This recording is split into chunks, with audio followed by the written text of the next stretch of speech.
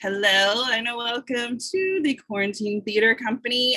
Tonight we've got another read for you. We're going to be doing the really fun action movie Red for you guys. Joining us tonight, doing the heavy lifting with scene description and being our Marvin Boggs, we've got Travis. Let's give it up for Travis. We've got, as Sarah, we've got Jen. Hello, Jen. As Joe Matheson is our, resident Morgan Freeman, we've got Katie, because, whatever. And then I will be doing double duty as Cooper and Victoria. So without further ado, Travis, please take it away gently. Thank you, Anne. Happy to be here. Red! Screenplay by John Hoiber and Eric Hoiber, based on the graphic novel Red by Warren Ellis. Fade in, interior Frank's house, bedroom, night. Frank Moses lies awake in bed, waiting for the beginning of the day. 4:59 a.m. changes to 5 a.m. And he gets up. Interior Frank's house, kitchen, dawn. Wearing a tattered bathrobe, Frank watches his coffee brew. He's compact and in good shape with broad shoulders and close-cropped hair. He could be 50s, could be 60s. He has the grizzled quality that makes it tough to tell. Interior Frank's house, living room, day. Like the rest of the house, the living room is only normally furnished a sofa, lamp, and a shelf of records. Frank cracks out a set of push-ups. Frank cracks out jumping jacks. Frank cracks out sit-ups. Not crunches, sit-ups. Interior Frank's house, kitchen, day. Frank eats 2 eggs and dry toast at the small table. 1 small frying pan, 1 plate, 1 knife, and 1 fork are set in the rack to dry. Exterior Frank's house, day. Wearing a devastatingly uncool sun hat, Frank picks a lone weed from the dirt around his roses, then stands back to admire them. They're withered and sickly. He looks over sourly at the roses next door, a dazzling array of color. A young mom comes out of the house with a baby in a stroller.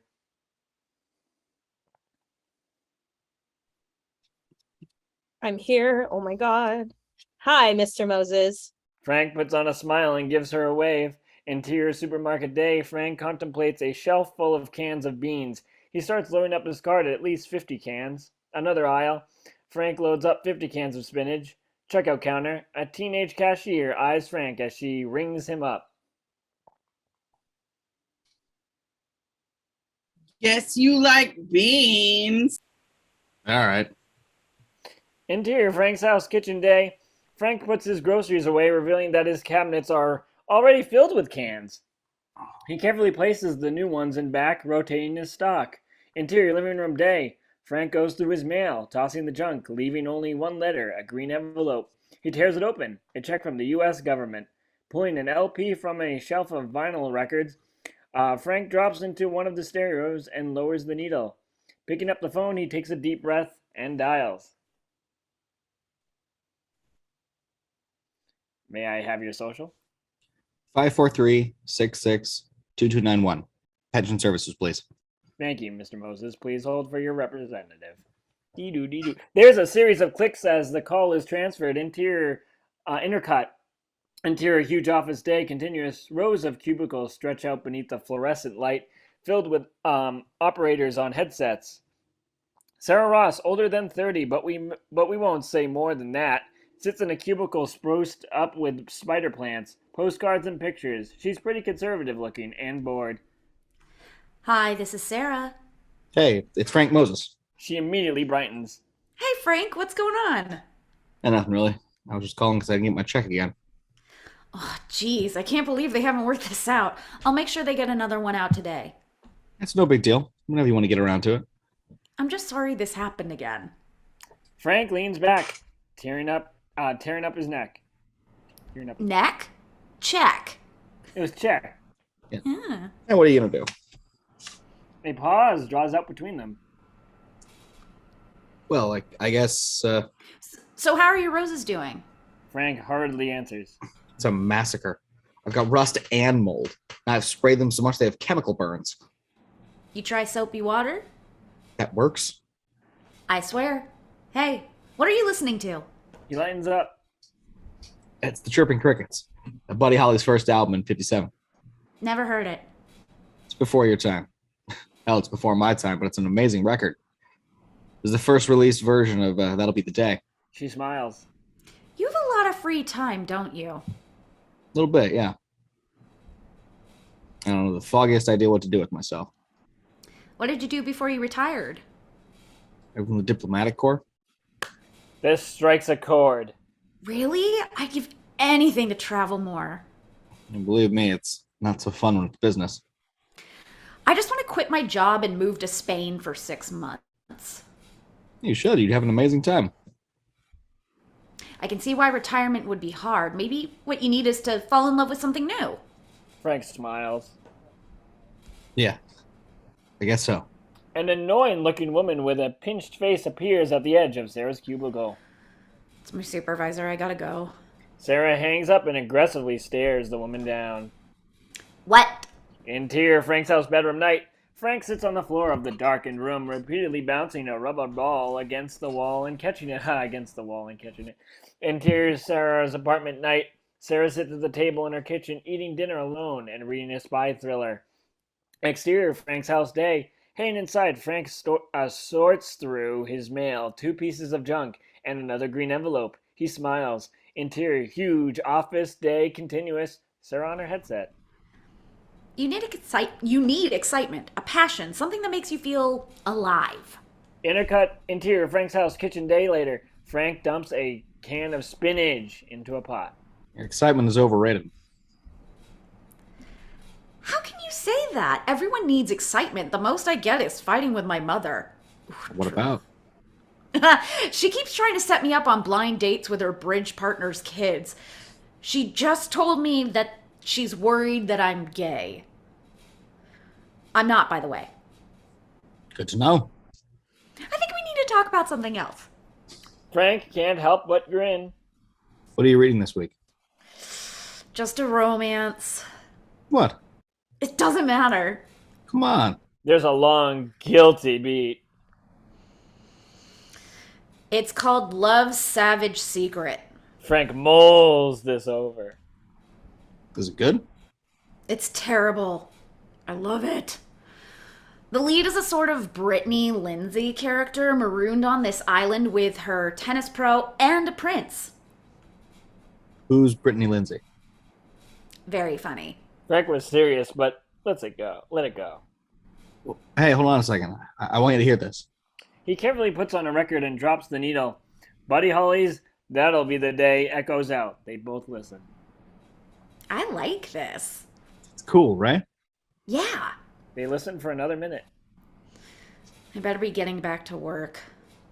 Yeah, of course. I didn't mean to keep you. I'm glad you did. I'll talk to you soon. You bet. Interior Frank's house living room night. Frank sits reading Love's Savage Secret, biting his lip as he turns the page. Interior Frank's house bedroom night. Frank climbs into bed and turns out the light. The clock changes from 10:59 to 11 o'clock. He lies in the darkness, staring up at the ceiling, waiting to get tired. That'll Be the Day fades to a close.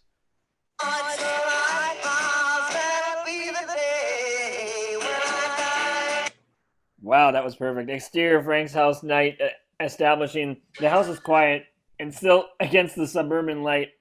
Night. Interior Frank's house bedroom night. Frank lies on his bed, staring at the ceiling. It's 3:22. He picks up the glass beside his bed, but it's empty. Getting up, he shrugs into his tattered bathrobe. Interior Frank's house upstairs hall night. Frank shuffles out of his bedroom and down the hall to the bathroom.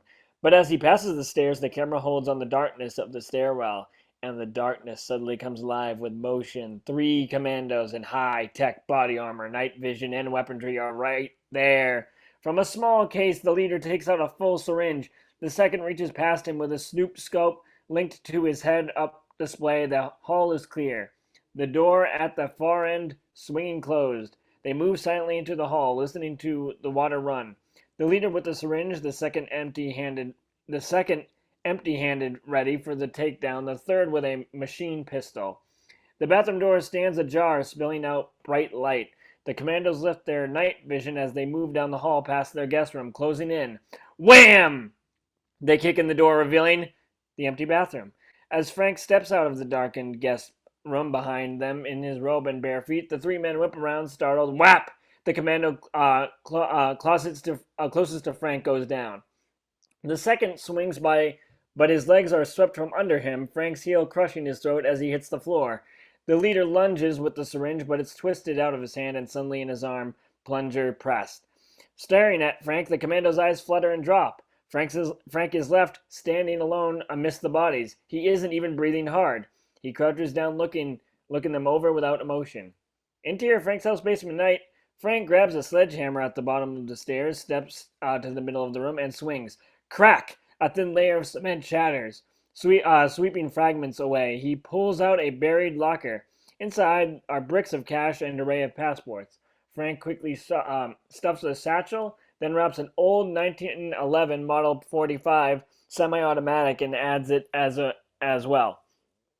Finally, he grabs an old set of military dog tags and puts them in his pocket.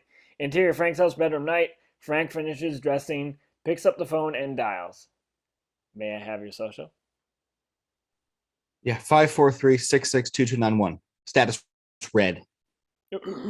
He hangs up and heads out, but the phone rings. He stops listening to its echoing eerily through the house. Finally, he picks it up, holding it to his ear, waiting. Frank Moses? Without answering, Frank moves beside the window up against the wall, slightly pulling back the drapes and glancing out. A white van is parked at an old angle across the street. The back door opens. Exterior Frank's house continuous. POV from inside the van, we see the bit of a curtain move. Click, suddenly it's the same view in infiltrated Frank's heat signature clear as day.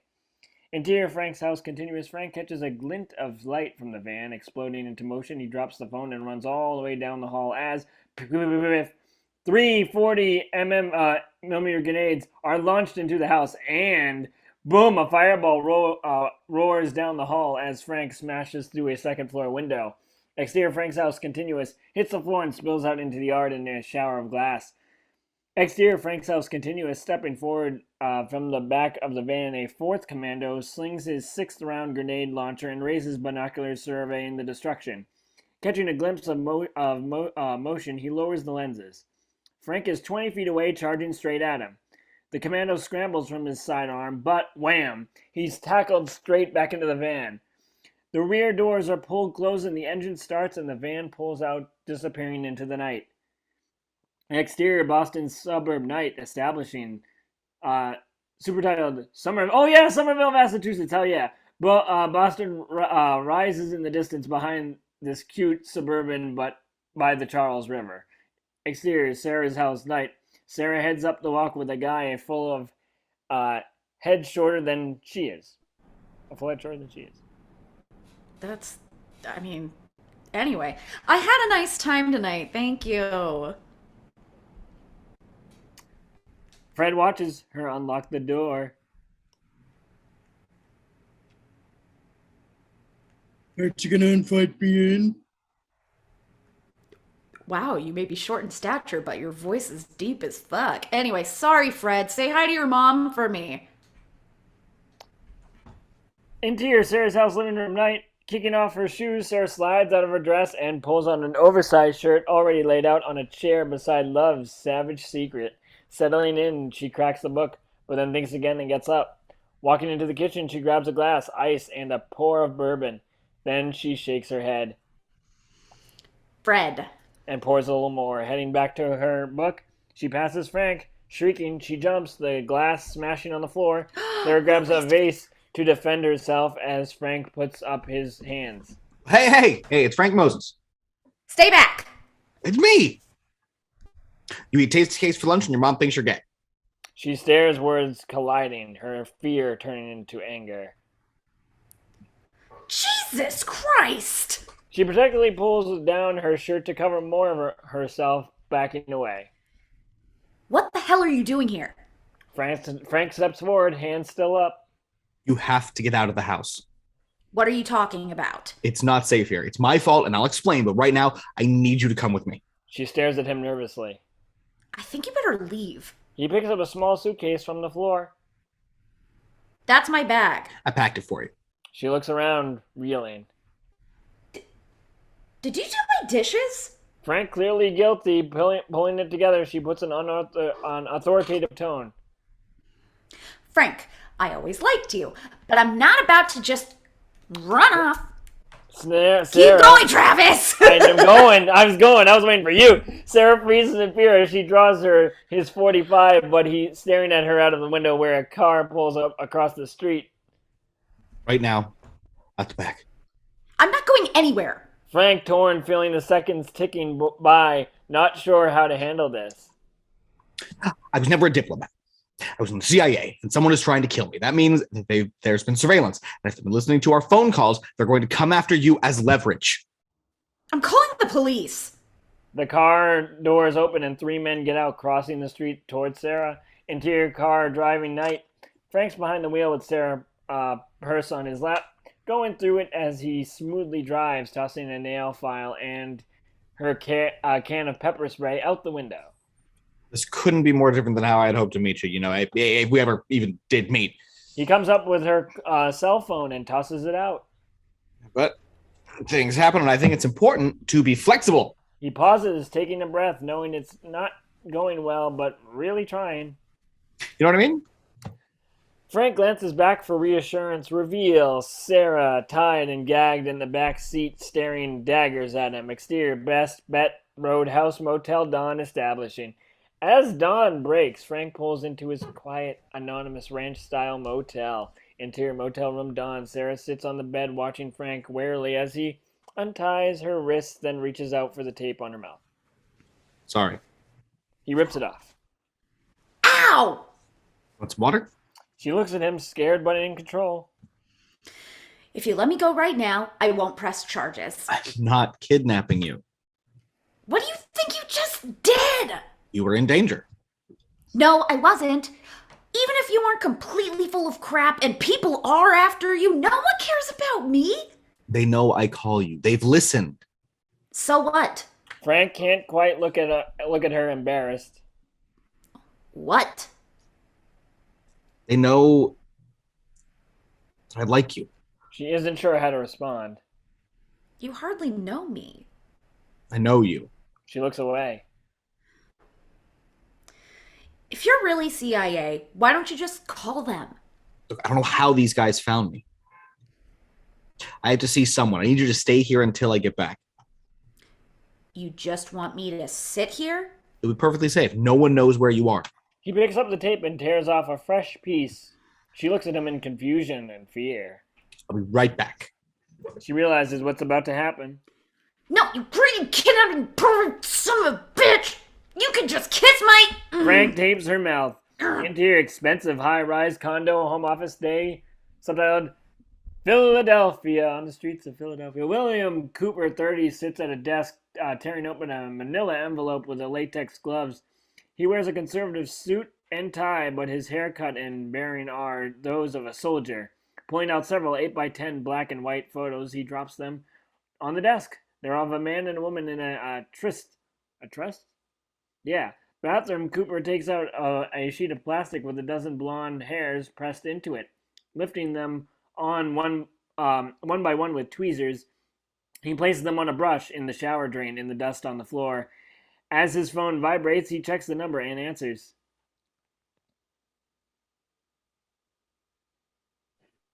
Hey, hun. He takes out plastic sheets with individual fingerprints pressed into them. Laying on the corner of the mirror, he peels back the plastic, leaving the print. I don't know. I think we'll be on time tonight. Kitchen. Cooper walks past someone struggling to maintain his precocious tiptoe balance on a chair, his hands secured behind his back and his neck in a noose. Okay, well, I'll talk to the boys about it when I get home. Bedroom. Cooper lays fingerprints on the left side of the bed and nightstand. I will. I promise. Kitchen. Cooper walks back in. Okay, love you. Bye. Desperate, the man from the trust photos tries to look down at Cooper while keeping balanced. He's 50s, heavyset, but well groomed, wearing a suit that costs thousands. Listen, I can make you rich. Cooper ignores him, making a note on his PDA. You don't ignore me. Don't know who I am. Cooper glances with no reaction. Actually, I don't have the slightest idea. He kicks the chair out from under him. Legs dance wildly in the air behind Cooper as his phone Buzzes again. He checks the text. Franklin SQ 10 minutes. The legs still. Hey. Cooper removes the padded restraints from the wrists of the dead man and heads out. Exterior Green Springs is assisted living day establishing. At least that's the sign, but there's no green. Just cracked pink stucco as far as the eye can see. Washington, D.C., the land of make-believe. Interior assisted living facility day. Joe Matheson sits in a wheelchair in his small one-room apartment, struggling to reach his rabbit ears of a tiny crap TV. Joe's a man from another era, 90s and frail, but his white hair is neatly parted and slicked back. But he wears a three-piece suit with a gold chain and pocket watch, smacking the side of the television as he shakes it, making a hell of a racket until... Oh, shoot. Is that thing acting up again? Joe glances and smiles as the cute nurse in his doorway.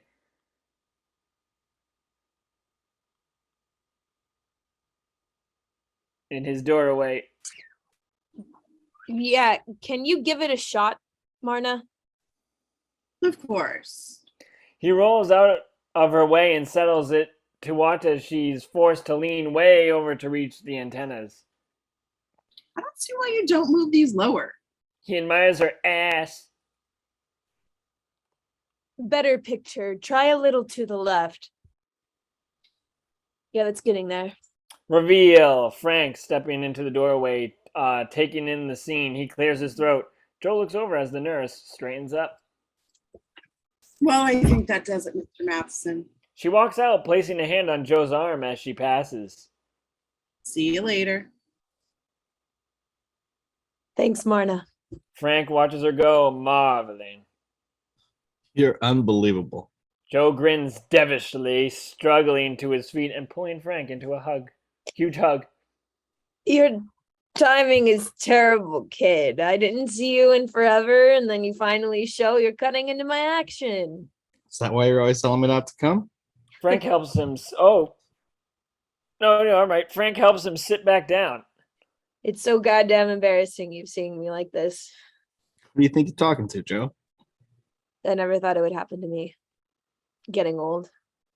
The things we did, I never thought I'd still be alive. Hell, I can't believe you're alive.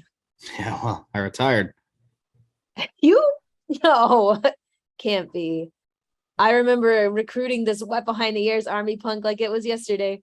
Frank can't help but smile. What'd you do? Marry the girl next door? Frank hesitates. Insert interior motel room day. Sarah lies on the bed, mouth taped, hands and feet tied to the bed frame, furiously struggling to get loose. Return to scene. Not exactly. I got a visit from a wet team last night. Jesus. How did it go? You have someone you trust in the company who can run some IDs? Sure. You got the prints? Frank tosses him a squishy plastic bag. Joe peers inside, disgusted. You know, there was a time when this was a gentleman's game. Exterior on the streets of Philadelphia, Franklin Square day establishing. Mom walks babies, a pack of kids, around a soccer ball, and parents casually watch the action. Cooper walks along the edge of the game, stopping beside a heavy, balding man, 50s, in a conservative suit, holding a newspaper. They both watch the soccer game. We had an action go south. I need you to clean it up. He hands Cooper the newspaper. This is from the top. It's off the books. Total blackout. No logs, no records. Are we clear? Yes, sir. Cooper opens the newspaper, revealing a file. The first page is a long, lensed photograph of Frank watering his roses. That's your primary target. There was a previous team. They are dead. Cooper flips through the file, reading. He was CIA. Is that a problem? Cooper closes the file and tucks the paper under his arm. Nope. Exterior assisted living facility day. Joe and Frank sit in a small patio in the shade. Joe's on a cell phone taking notes. Okay. You too. Thanks. He hangs up. It was the South African team. Very elite. They only worked for major governments. Christ. Joe gives him a hard look. What the hell did you do? Nothing. I'm out. I've been sitting on my ass killing roses. One of them is also a print match to an NYPD crime scene. A woman was killed a couple months back. He passes his notes to Frank, but nothing clicks. I don't know. It doesn't make any sense. Who would come after me now? Give me a day. I'll make some calls. See what I can find out. Just be careful. These guys are motivated. Hell, kid. I'm 90 years old with stage 4 liver cancer. What the fuck do I have to be afraid of? Interior Operations Center Day. This cramped, high-tech nerve center is filled with computers, data, and video feeds. Thomas and Jackson, 30, cold and hard, stand with Cooper, sorting through the address of Frank's life spread out on tables, phone bills, mail, trash, receipts, broken hearts. Oh yes, in 6 months, this guy didn't make a single personal phone call. No credit cards, no voicemail, no computer, no TV. Run the 10 payphones closest to his house. A phone rings and Thomas grabs it. Yeah? DC's Metro's responding to a 911 call from one Sarah Ross. Exterior Best Bet Roadside Motel Day establishing 3 police cruisers and ambulance are out front, lights flashing. Police officers have cordoned off the area. Exterior Ambulance Day. Sarah sits on the tailgate being checked out by a paramedic as a young cop stands protectively beside her. She's stressed out and shaken. I need to call my family. Just finishing up. He strips the blood pressure cuff and the cop helps her up. We'll get you a phone, but they want me to take you downtown for a statement. There's also a bunch of federal guys who want to talk to you. Is this going to take long? He grins. Definitely. Exterior Street Day. Sarah follows the cop around the corner to his cruiser. Hey, An old, plainclothes detective approaches. where are you taking her? What do you mean? Insert exterior park instructor rooftop continuous. Cooper looks down from the rooftop, watching the 2 cops through binoculars. Take him out. Return to scene. The detective startled as piff piff. He takes 2 in the chest from a silenced pistol in the young cop's hand, stunned. Sarah backs away, but he grabs her, jabbing a hypodermic, thank you, into her arm. No! He pops the trunk of the cruiser, forcing her inside, but suddenly the cops grab from behind. Crunch! He falls, revealing Frank. Sarah woozedly stares at him and then the 2 dead bodies. You just killed that man! Yes. He pulls open the syringe and tastes what's inside. Am I gonna die? Sleep. You probably need it. He helps her into the passenger side of the cruiser. I am very tired. Sliding behind the wheel, he pulls out. Sarah leans against him, watching the world slide by with heavy lids. Frank, Yeah. this is just like in Love's Savage Secret, where the tennis pro saves her from the jihadists. And she's out. Wham! A sedan slams into the side of Frank's car at 40 miles per hour, sending both cars spinning in a shower of glass. Opening his door for cover, Cooper's unloading rounds into Frank's police cruiser. But as he whips out his magazine and reloads, Frank pops back up behind the wheel, peeling out in a shriek of burning rubber and twisted metal. Cooper tracks the cruiser, firing until it disappears around the corner. Interior police cruiser continuous, driving with one hand. Frank's on the radio. Shots fired. Officer down. 8th and Douglas. Suspect is a white male, 30s, dark suit, white shirt. Interior sedan continuous, back in the car. Cooper punches it, peeling around this corner of Frank, accelerating fast, but then abruptly screeching to a stop. Frank's cruiser is parked on the street. Jumping from his car, gun ready, Cooper approaches, angling around to see inside. It's empty. Taking his time, Cooper surveys the scene. Frank's car is hissing coolant. A dead, empty street of small businesses. Whipping his gun at motion, Cooper looks down his sights at a clerk in the flower shop in front of him, staring at him in a wide-eyed fear through the open door. Both sides of Cooper police cars turn onto the street, screeching to a halt 100 feet back and spilling out the cops. Drop your weapon. Copper weighs his options. Then he puts down the gun and raises his hands. Interior florist shop continuous. Stepping into sight with Sarah unconscious in one arm, Frank moves his .45 from the clerk to cover Cooper, but the two men stare each other down. Back. Car keys now. Interior assisted living facility, Joe's room day. Joe Matheson's on the phone, worried, jotting something on a piece of paper. No, I appreciate it. Yeah. Okay. Bye. He holds the paper and scrolls Frank's name on it. Rolling to a dresser table, Joe straightens his tie, cops his hair back, and picks up his wallet and keys. Behind him, the door to his room opens, and two men in the suits step inside, pulling the door shut. Joe coldly eyes them in the mirror, slipping in the paper in the dresser. One suit takes out a gun, the other picks out a pillow. So it's like that then. Yeah, it's like that. Joe nods, resigned. Interior car, Brooklyn Day, Brooklyn, New York. Frank sits in his SUV parked in front of an apartment building, sipping coffee. Across the river are the skyscrapers of Manhattan. Sarah stirs, walking into the passenger seat beside him.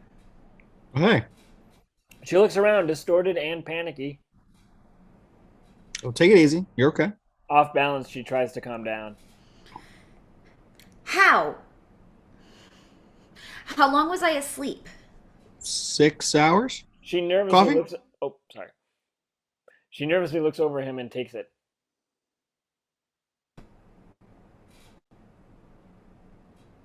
Everything is frozen.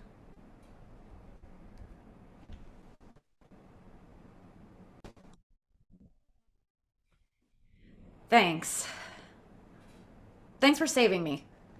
He nods. She takes a sip. How'd you get free? I worked the headboard loose and burned through the rope with the heater's pilot light. Frank's impressed. I'm sorry I didn't believe you. Sorry I tied you up. Beat. Who's doing this? I don't know. Having trouble grasping it all. I'm supposed to have dinner with my parents tonight. Yeah, you're not going to make it. And if you call them, they're going to get hurt. Do you understand? She nods, unnerved by his intensity. What happens now? The men who came after me killed the daughter of a woman who lives in that building. But we can figure out the connection. He considers this. Guess you're going to be stuck with me for a while. Frank looks at her in surprise. Yeah. Sarah absently picks a piece of car safety glass out of her hair and looks questioningly at Frank. He shrugs. Interior, nice apartment building day. Frank and Sarah step at number 2D. Yeah, 1 sec. He opens his satchel and grabs the duct tape. Yeah, hold this. Then he takes out a drug bottle and fills his syringe, tapping out the bubbles.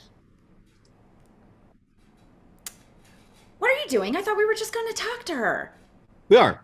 This will just help. The woman lost her daughter. She grabs the syringe. People are basically nice, Frank. She knocks on the door. He looks at her sourly. It hasn't been my experience. I think maybe I should do the talking. Interior apartment living room. Sarah and Frank sit on the sofa opposite Mrs. Chan, 60, whose hands Sarah a photo of her smiling 30-ish daughter. She gave me this picture a week before she died. It was the last time I saw her. The police said it was just a burglary. Sarah puts a sympathetic hand on her arm. We don't know it was anything other than that. You said Stephanie was a reporter? Mrs. Chan nods, choked up. Do you know what she was working on? Oh, so sorry, Mrs. Chan. No. Sarah notices right on the back of the photo a cross followed by 1980, 1745, 126. What's this number? No, I don't know. It's Stephanie's writing. I tried dialing it. The police had no idea. Frank stares at the numbers. Exterior New York Public Library Day, establishing interior New York Public Library Day. Frank and Sarah walk through the foyer. Dead drop. Code is a call number for a book. Call numbers start with letters. Library of Congress does. Harvard Yetching is a system for Asian language books. 1980 is the number for the Christian literature. The cross. How could you possibly know that? Christ, you speak Chinese? That was there for a few years. Interior New York Public Library stacks days studying call numbers. Frank pulls a book from the shelf and opens it. Inside a single sheet of paper, typed list of almost 20 names. Unbelievable. One of them is Frank Moses. What is this? I don't know. Interior New York Public Library Computers Day. Sarah sits at the terminal with the list between them. Hank Maestriano died 2 weeks ago in a car crash. Daniel McGinty, heart attack last week. Aaron Burke, suicide 4 days ago. Jeez, it's a hit list. Pulling out his cell phone, he quickly dials. This one guy is still alive, I think. Gabriel Loeb. He flies cargo planes. Who's this? Marna? Where's Joe? Intercut. Interior assisted living facility continuous. Joe's nurses Marna stands shaken and stammering. Behind her, Joe's apartment is swarming with cops. Mr. Moses? What happened? Mr. Matheson has disappeared. There's blood everywhere. She silently breaks down.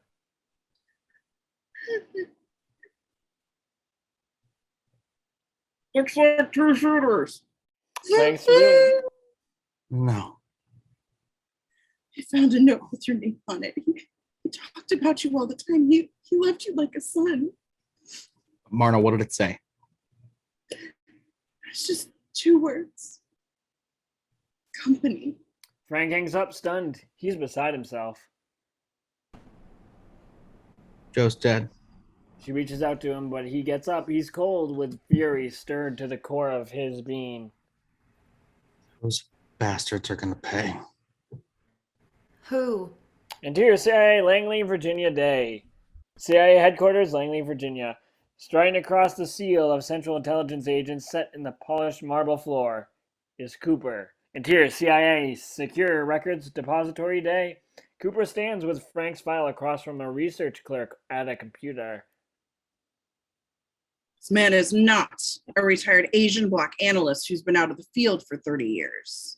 That's what it says. Interior CIA Vault Day. 2 guards check Cooper's paperwork, then nod to an old records keeper. The old man dials in a combination, and the guards swing open a huge steel door, revealing a cadaverous file room. A cavernous file room? That too. CIA is everything. These records have never been computerized. They never will be. Exterior Dulles International Airport Day. Dulles International Airport. Frank moves through the throngs. Shut up, sir. Exciting the terminal, accidentally bumping into a woman in the crowd. Excuse me. Pressing on, he flips through the pocket book of the woman he has just jumped. Reaching Sarah in line at the ticket counter, he hands her a driver's license that looks remarkably like her. Cynthia Bolt. Memorize the date of birth. Will you tell me where we're going now? To see Marvin. Confused, Sarah takes out the list, finding the name. Marvin Fry? He's the only one on that list I know. We worked together before he sectioned out. He knows things. Frank, he died 2 years ago in a fire. He's died before. What does that mean? Marvin's peculiar. Extremely paranoid and dangerous. He's not like other people. You're Frank not like considers- other people. Excuse me, but Frank's not like other people. But Frank still considers this. It's a fair point, and Right. Well, Marvin's less like other people. a ticket agent waves them over.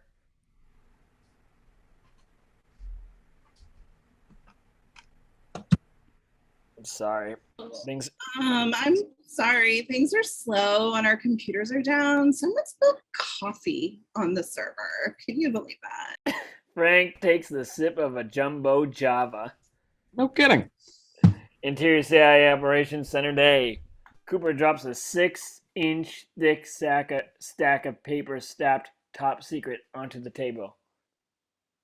Frank Moses' real file. Thomas flips it open. Page after page, he has blacked out line by line.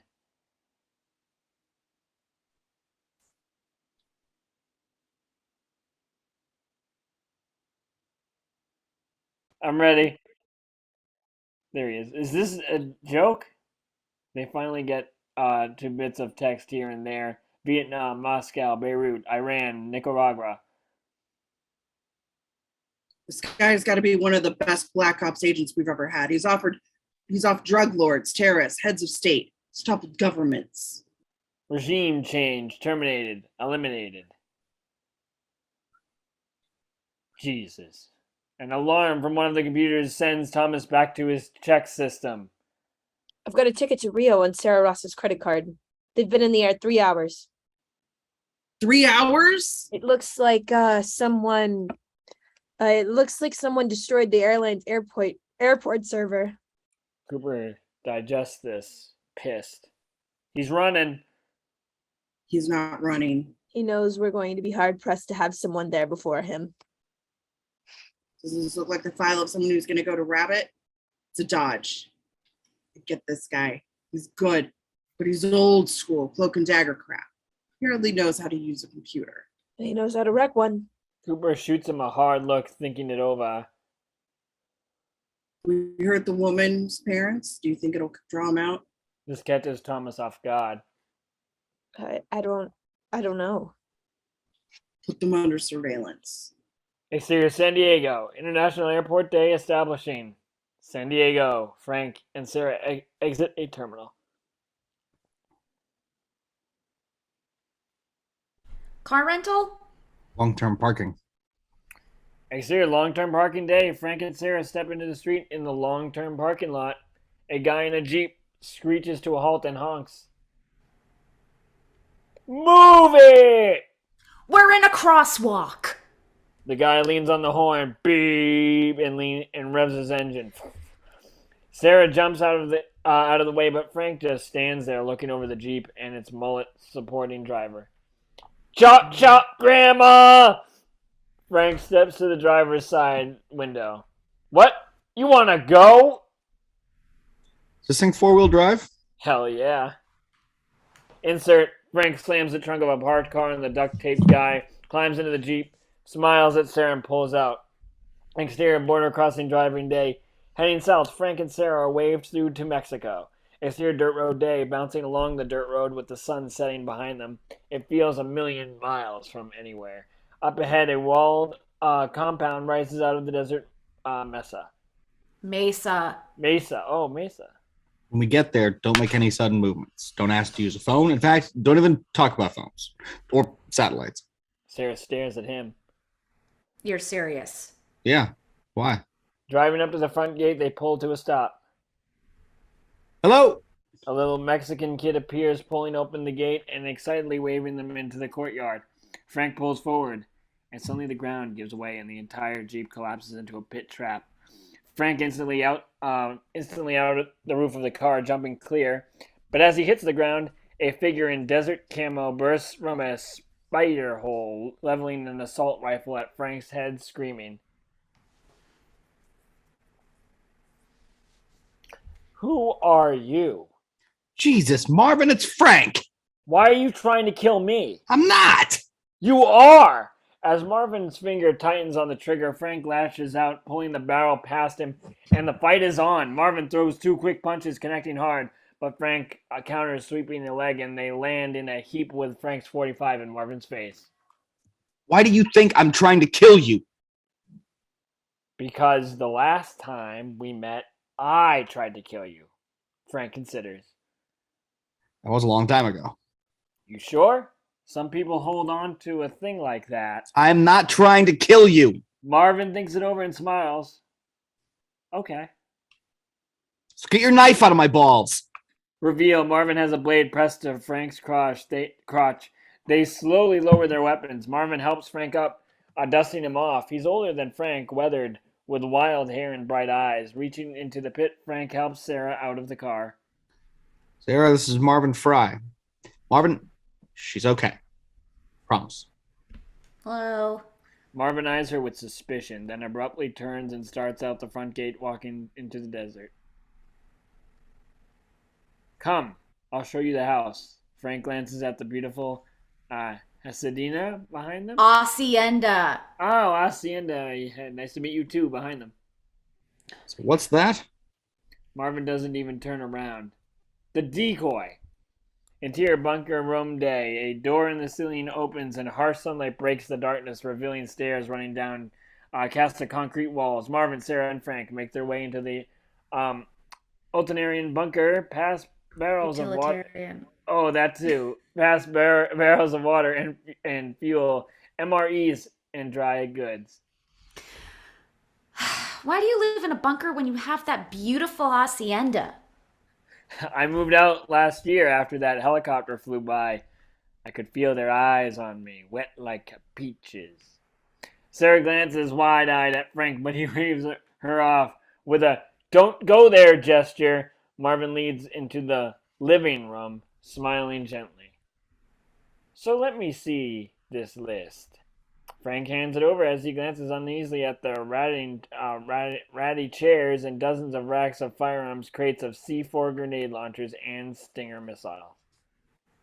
Everyone on it's dead except for us and one other guy. I can't figure out the connection. Marvin paces as he studies the list, growing more and more agitated. I was told you, Frank, you can't trust the system. You can't be a part of it because they... Bless you. Thank you. They flipped the switch. You're done. The satellites, man. The cell phones. The chips. The net. Marvin drifts off, staring at nothing. Frank and Sarah exchange a look, worried. Marvin, What? the list. Need your help. Marvin looks at him, then back at the list, completely unaware of any break in continuity. Check the files. Interior bunker file room day. A steel door creaks open, revealing a room that looks like the physical embodiment of Madame's mind. Madman. Towers of Jesus, Travis. Oh, man. I had to have fun with that one. Oh, Towers of papers, clipping, scroll, notes, and typed summaries fill the room floor and ceiling, flagged with color codes and numbers in some insane indexing system. Gotten bigger. This may take a minute. Interior bunker living room day. Frank walks back in. Sarah chases after him, eyeing the aluminum foil taped to the bunker's ceiling. Frank, this guy's insane. Told you. He's sectioned out. How am I supposed to know what that means? Trust me. Marvin's the guy you want watching your back when everything goes to hell. He said he tried to kill you. I just felt bad about that. What? He thought he was the subject of a secret government mind control experiment. I told him he was nuts. He thought I was in on it and tried to kill me. Jesus. Yeah. But later I found out that they were actually dosing him with LSD for a decade. Marvin walks back in with a sack of papers, startling Sarah. Afghanistan, fall of 81 near Ghazni. At least guns were including us. Frank thinks back, remembering. He looks at Marvin. What was it? We were way out in the sticks and got called to meet this ISA captain. McGinty, he's on the list. Exterior Afghan village, old 16mm footage day. Two Mujahideen fighters walk along a rocky path into a narrow valley. On a closer view, we see it's Frank and Marvin. They stop and stare, sickened. Holy Christ. It was a village. Bloodied bodies lie everywhere. Men, women, children, animals. Flies buzz obscenely. There's no military targets there. It was a massacre. Marvin examines a spent shell and tosses it to Frank. They exchange a concerned look. Stepping over bodies, they approach Special Forces Captain McGinley, waiting for them beside his civilian 30s, who's and courageously wears a short-sleeved button-down. What the hell happened here? Both the civilians step in front of him. Your orders are to make this disappear. Bury the bodies. Burn everything else. Pick up every piece of American brass. This never happened. Frank just stares at the carnage. Interior bunker living room day. Frank stares at Marvin. You think everyone on this list was involved? Marvin shrugs, flipping through military records. Even if there was some massacre, why do they want to kill you now? You sure it's the CIA? Frank nods. Marvin paces, getting more and more worked up. Damn it! Damn it! You know what's wrong with this government, with these Patriot Act wiretaping, primitive war, startling, extreme renditioning, fear-mongering war on terror bastards? They're trying to kill us? Exactly. A beat as Frank waits for more. That's why we're here, Marvin. Well, we've got to do something. Who's else on this list is still alive? Gabriel Loeb. Lock and load, baby. It's on. Exterior bus station day. Loud cars, thick pollution, and crowds of locals selling trinkets to crowds of American tourists fill the streets. Jerez, Mexico. Frank and Marvin sit in the shade. Juarez. Jesus Christ, Travis. Oh, I thought it was that other way around. Damn, I've been saying that wrong for a long time. And watching Sarah talk on a payphone across the street. Okay. What if they've taped every data source that exists on this Loeb guy and are backtracking every connection that comes in on one of those sources and somehow filter those millions of calls? And you know it's us they tag with chemical marker or put a satellite on us or fry with Y-rays. Frank thinks it over. Even for you, that's pretty paranoid. I guess. Marvin glances up at the sky, then pulls out a tattered napkin and makes some urgent notes. What are you doing? Hangs up. What's with the girl anyway? Well, I like her. No, seriously, what's the angle? Frank lets it go as Sarah walks up.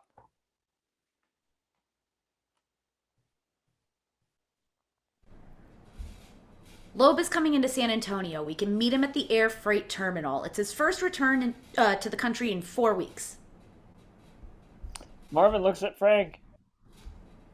How do you want to cross the border? Discreetly. Exterior downtown San Diego bus terminal day, San Antonio, Texas.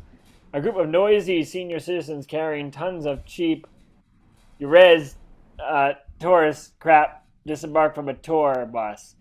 Among them are Frank, wearing a separate Sarah with a Serape. Serape. I'm sorry, so many. Sarah with a pig pinata, and Marvin supporting a sombrero. A drunk old lady swigs from a beer, singing at Marvin.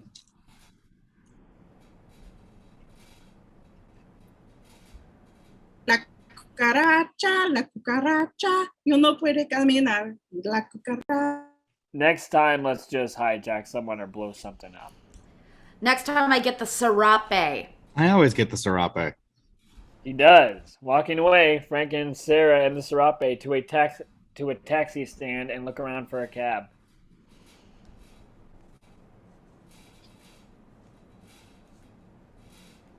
Oh no, God, please don't! Frank and Sarah spin, stunned to see Marvin holding a gun to the head of a businesswoman, dragging her into an alley. Exterior alley, continuous day. Who do you work for? I'm a real estate agent. Just take the money, please. Furious at the lie, Marvin clocks the pistol, pointing it to her eyes, sending the woman erupting into tears as Frank and Sarah burst around the corner. Hey! Marvin, what are you? She's one of them. One of who? She was following us, man. She's got a camera hidden in her purse. We have to kill her.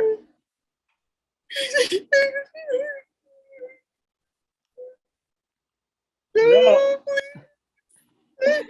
Marvin holds his left hand to block the splatter. Frank! Just hold on. He grabs the woman's purse and dumps the contents out the ground. There's a wallet, cosmetics, a cell phone. Frank rips the purse apart. There's nothing. There's the camera, Marvin. Marvin hesitates, suddenly unsure. She was following us. Frank pushes down the barrel of Marvin's gun and snaps the woman's cell phone in half. Go. She runs off. Frank gives Marvin a hard look. Go get us a car and don't kill anyone. Exterior, air, cargo, terminal day. Sarah and Frank watch a 747 cargo jet pull to a stop on the tarmac and power down. Marvin's in the background with the Pinata. oh, it is the pinata. Said it correctly earlier, Travis. They all say look the same. Accidentally Pinata. scratching it behind the ears. Sarah's quiet, angry. You upset? Yes, because Travis can't pronounce any of the Spanish words in this goddamn script. She's got a camera hidden in her purse. We have to kill her? Are you kidding me? Everyone makes mistakes. Including Travis. He stands cutting off Sarah's retort as 3 pilots enter the terminal. Gabriel Loeb? The oldest pilots look over. He's Frank's age with that classic ex-military look. Tight haircut. Thin. Good shape. The other 2 pilots pause as well, but Gabriel nods to them to go ahead. Give a minute. What's this about? Afghanistan, 1991. Near Ghazni. There's a tense beat. I can't talk to you. He pushes past, but Marvin steps in front of him. In a flash, Gabriel and his knife in his hand. Marvin and Frank both draw guns. Gabriel smiles.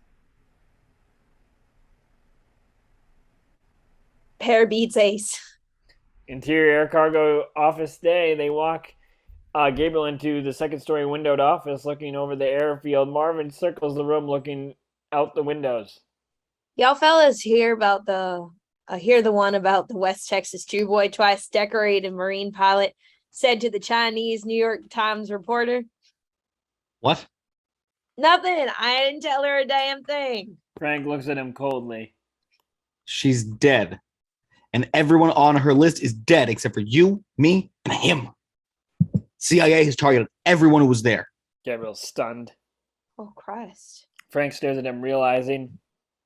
You know why. Gabriel sits down heavily, unable to look at him. Tell me. He glances up with fear and resignation.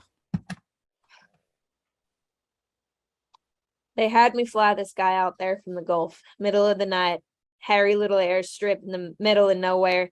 He picked up a package and we flew back out. Who was the guy? Over by the windows, Marvin starts muttering as he fidgets with his tattered napkin. Sarah glances over nervously. CIA, a dorky little spook in short sleeves, straight out of some office. The whole thing was super hush hush. What about the package? Frank! What? Marvin runs over, pointing out the windows. A helicopter. We're at an airport, for Christ's sake. 24771. It's following us. I write it down all in the numbers, see? Frank stares at Marvin, then looks at the tattered napkin filled with dozens of rows of tiny smeared numbers. That's something I would do. He squints at the chopper, then back at the napkin. 4. It's a 7. Who makes a 7 look like that? Let me see it. Suddenly, the windows spider webs. Sarah looks around, startled. What was... She realizes Frank, Marvin, and Gabriel are on the floor. Frank pulls her down as, whoomp, a bullet hits the wall where she was standing. Gabriel lies motionless, blood on his shirt. Oh my God. Frank checks him. Did. I knew we shouldn't have used that phone. Shut up, Marvin. Interior CIA operations day continues. Cooper listens into a comm set as he watches a long lens video feed of the unfolding action with Thomas and Jackson.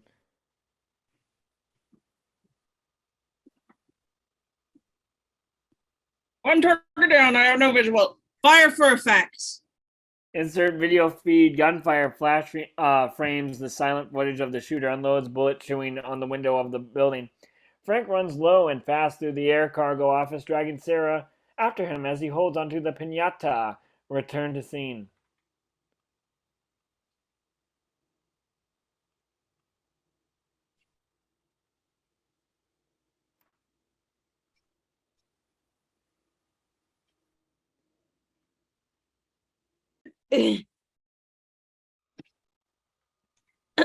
Target's exiting south side. Exterior warehouse day. Frank, Sarah, and Marvin burst into the warehouse alley. Suddenly, someone steps around the corner ahead with an assault rifle, firing. It's the businesswoman Marvin grabbed earlier. They dive behind a dumpster, bullets slamming all around.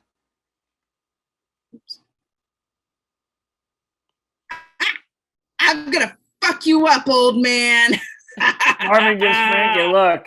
Can I kill her now? Together as one, they swing around opposite sides of the dumpster of fire, but she's gone. Move. Marvin corners the rear as Frank pushes Sarah up the alley. The exterior warehouse alley day continues. Suddenly, their flights is interrupted as bullets ran down from a rooftop shooter, sending all three diving for cover behind a scissor lift. Give me the pig. Sarah hands it over and whack. Frank launches it in the side, pulling it out extra magazines. Marvin reaches in, coming in with a machine pistol. Old man, I'm in my prime.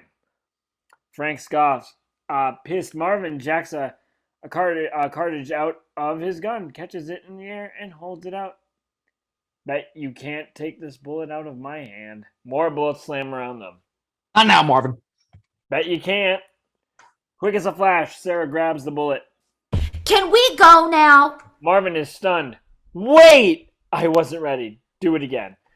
Under a barrage of lead, Frank leads around the scissor lift, takes his time, and fires a single shot, ending the incoming fire. Suddenly, blam, blam, blam, blam, blam.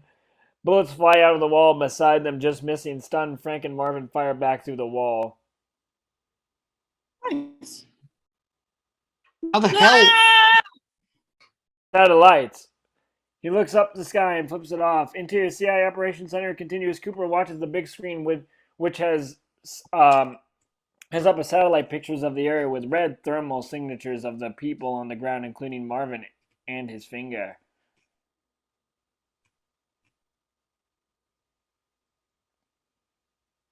And his finger.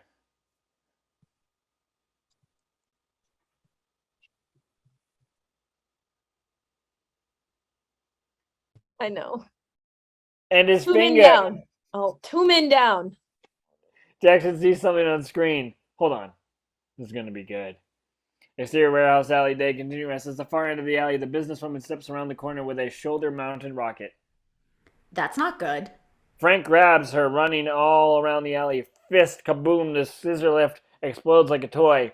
Frank and Sarah are thrown to the ground by the blast. Reloading, the woman levels the launcher again at the prone figures.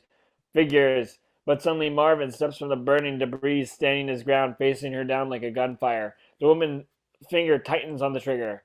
And in a single clean motion, Marvin raises his pistol and rifle, fires. Kaboom! A massive explosion rocks the alley as his bullet detonates the rocket. As debris rains down on Frank and Sarah, a figure appears above them. It's Marvin, reaching down to help them. Old man, my ass! Interior CIA Operations Center day. Everyone stares at the big screen washed out by the thermals and smoke. I can't see anything. Get someone in there. I want to see the bodies. Exterior airport service day. A food service truck drives away from the airport as a string of emergency vehicles speeds the other direction. Exterior food service truck, rural highway, dusk. Marvin sleeps in the cab as Frank stands with Sarah at the side of the road, holding back at her hair as she throws in the tall grass. Throws up. I told you excitement was overrated. You okay? She nods and hurtles again. That happens to everybody in the beginning. Frank looks over at Marvin, who cracks one eye and taps his watch immediately. Frank shrugs helplessly. Finally, Sarah straightens up. You sure know how to show a girl a good time. Are all your first dates like this? Frank's a deer in the headlights. I haven't dated much. I don't believe it. Interior Amtrak train night. Frank sits beside Marvin, who chuckles to himself as they roll through the night. What's that? I haven't dated much. Frank glares at him. Don't make me shoot you. Marvin is positively gleeful. Hey, it's okay, man. She likes you. What you think? Notice how she's sticking around. Women don't do that if they don't like you. She doesn't have a lot of choice. Sure, she does. Frank glances up at the far end of the car, watching Sarah enter and her way toward them. They know we know about the list now. They're going to keep coming. Frank considers. So in one way, we're going to find out what this is really about. Marvin weighs in. It's impossible. We'll get killed for sure. So you're in? Of course I'm in. I was just saying. Arriving beside Frank and Marvin, Sarah hands out candy bought to the fellas. She looks between them. What? Exterior, Washington, D.C. Night establishing. Land of make-believe, Washington, D.C. Interior car driving night. Continues Frank's behind the wheel, Sarah in front, and Marvin in back as they roll past them all. We're going to pull this off. We're going to need help. Pull what off? Frank stops across from a large compound. Marvin freaks. No way! Not them! Who? Marvin jumps out of the car, resigned. Frank gets out. Sarah follows and sees the sign. Russian Federation Embassy. Godless bastards. He runs off down the street. What's happening? Marvin tends to be ruled by his emotions, but sometimes you need to think outside the box. You're not really going in there. Frank takes out his .45 and the dog tags he retrieved from his basement. Hold these. In case I don't come back. She stares at him. Frank presses them in her hands for a long moment. Neither of them moves. Then Frank turns away, staring at up the street. Starting? Staring up at the street. Starting up the street. Starting up the street. I didn't see the T. Hey, He turns back and she's right there. Reaching up the tiptoes, she gives him a kiss on the cheek. be careful. He looks at her for a long beat, then turns, walking past the main gate, stopping at an unmarked steel door. Pressing an intercom button, he looks up at the camera. Tell Ivan Sedorov that Frank Moses is here to see him. There's no response. Up the street, Sarah stands in the shadows watching. Suddenly, the door bursts open and 4 soldiers are leveling AK-47s at Frank. They expertly force him to kneel, pat him down, then roughly drag him inside. The last soldier stands in the doorway, rifle aimed at Sarah. She stands frozen, unable to breathe, and then he's gone. Interior, Russian Embassy night. Ivan Sidorov, Russian. A rumpled old man sits behind a large desk wearing a permanent expression of Russian pain and dissatisfaction, along with an expensively tailored suit that still manages to look like it doesn't fit. Cleaning his nails, he doesn't even look up as Frank is dragged into the room and stuffed into a chair across from him.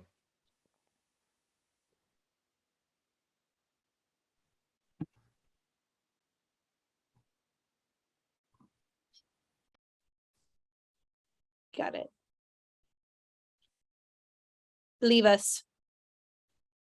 The soldiers look at him in surprise. He doesn't repeat himself, but raises his eyes to them and they file out. I have to say, this is not something I expected when I got up this morning. Ivan pulls vodka bottle from a drawer, pours 2 inside, one across the desk. He raises his glass. It is good to meet you in person. They clink and drink. You kind of want to shoot me? Ivan smiles. Little bit. I used to dream about it like I dream about good coffee or sunshine during winter. But now what's the point? You were retired, yes? Yes. Ivan looks off. Still, I feel I owe you for killing Simon. The butcher? Great asset. Did you know he was my cousin? No. To Simone the butcher. Frank toast drinks. Then He's not actually dead. Ivan stares at Frank. I flipped him. No. And now he owns a bunch of 7-Elevens. Ivan looks at him stunned. Frank smiles. Bastard. Yeah. Well, I'm sure you've heard worse. Ivan fills Frank's glass. I'd pour you double. Why is that? Veronique. That girl in Paris in 81, she was mine. Impossible. Duh. No. Yes. He thinks it over. Yeah, what she got, it was worth it. They raise glasses and drink again. Ivan sits back. I miss the old days. We could swing at each other like men. Now it's economic leverage and political posturing. I haven't had someone killed in years. Frank nods in sympathy. What can you do? And don't get me started on the puppies they send me to train now. Too smart for their own good without a gram of sense among them. Arvin fills the glasses again. So, I think that you were not here for the hospitality. There's a pregnant beat. I want to break into the CIA. You need your complete security package on Langley. Plans, schedules, cracks, IDs, all of it. Ivan stares at him. Why would you possibly think that I could have that sort of information? There's a tense beat. They both chuckle. Why do this? Personal project. Like a hobby. They beat. Have you tried gardening? Didn't work out. I can't stand it either. If it's not bugs, it's the damned fungus. You try soapy water? Does that work? So I hear. Oh, Exterior, Russian embassy night. Sarah paces back and forth in the shadows across the street from the main gate, alone, sick with worry. She starts towards the embassy, but then stops, changes her mind, and doubles back. I told you everything's going to be all right. She whips around as he appears from the shadows. No, you didn't. You said hold these in case I don't come back. So you were worried about me? Now she's embarrassed. She punches him in the arm. Jerk. Frank smiles. Let's go find Marvin. Exterior, Langley, Virginia, CIA headquarters establishment day, nestled on a lush grounds. The old CIA headquarters building stands flanked by the two massive 6-story buildings where thousands of people come to work each day. Each day, this sprawling compound looks more like a college campus than the epicenter of American foreign intelligence. Exterior CIA day. A town car pulls up. Marvin gets out and opens the door for Frank and Sarah, who exits wearing suits and CIA badges. As the two of them walk toward one of the towers, Sarah looks like she's going to be sick. I can't do this. Just relax and smile. I'll get us inside and they'll just pull their files. I'm not a hacker. It's a closed system. The trick is getting to a terminal. Interior lobby day. Frank and Sarah enter and made their way through the huge 4-story atrium towards the high security elevators. An armed guard looks over at them. Sarah forces a smile. What makes you think the Russians wouldn't sell you down the river? Ivan and I come from a world where enemies can still have ethics. Guess you could say I have faith. Faith? Frank hands her a small case and punches the elevator button. Actually, it's more like hope. Interior high security elevator day. Continuous stepping inside. Frank punches in a security code and the button for the 5th floor. The door slides closed and the wall-mounted retinal scanner lights up as Sarah opens the case, removing a single gold contact lens laser attached with an elaborate pattern. Frank bends and she puts the contact. I dropped it. Frank looks at her stunned. What? I dropped it.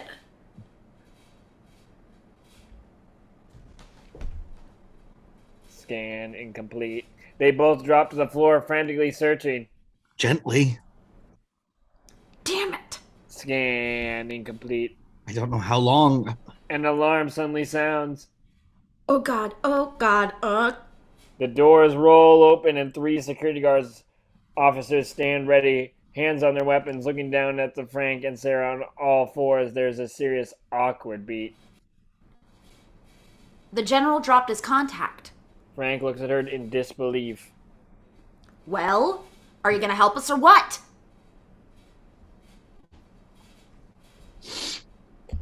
Frank watches stunned as the security officers quickly join them on all fours, searching the floor. got it. He holds up the contact to the light, looking closely, but Sarah snatches it. Here, sir. Quickly cleaning, she gently lays it in Frank's eyes. The lead security officer turns a key in the elevator and Frank leans forward to have his eyes scanned. Scan complete. The lights go green. Have a good day, sir. Frank nods and the doors roll closed. I'll begin to know what to say about that.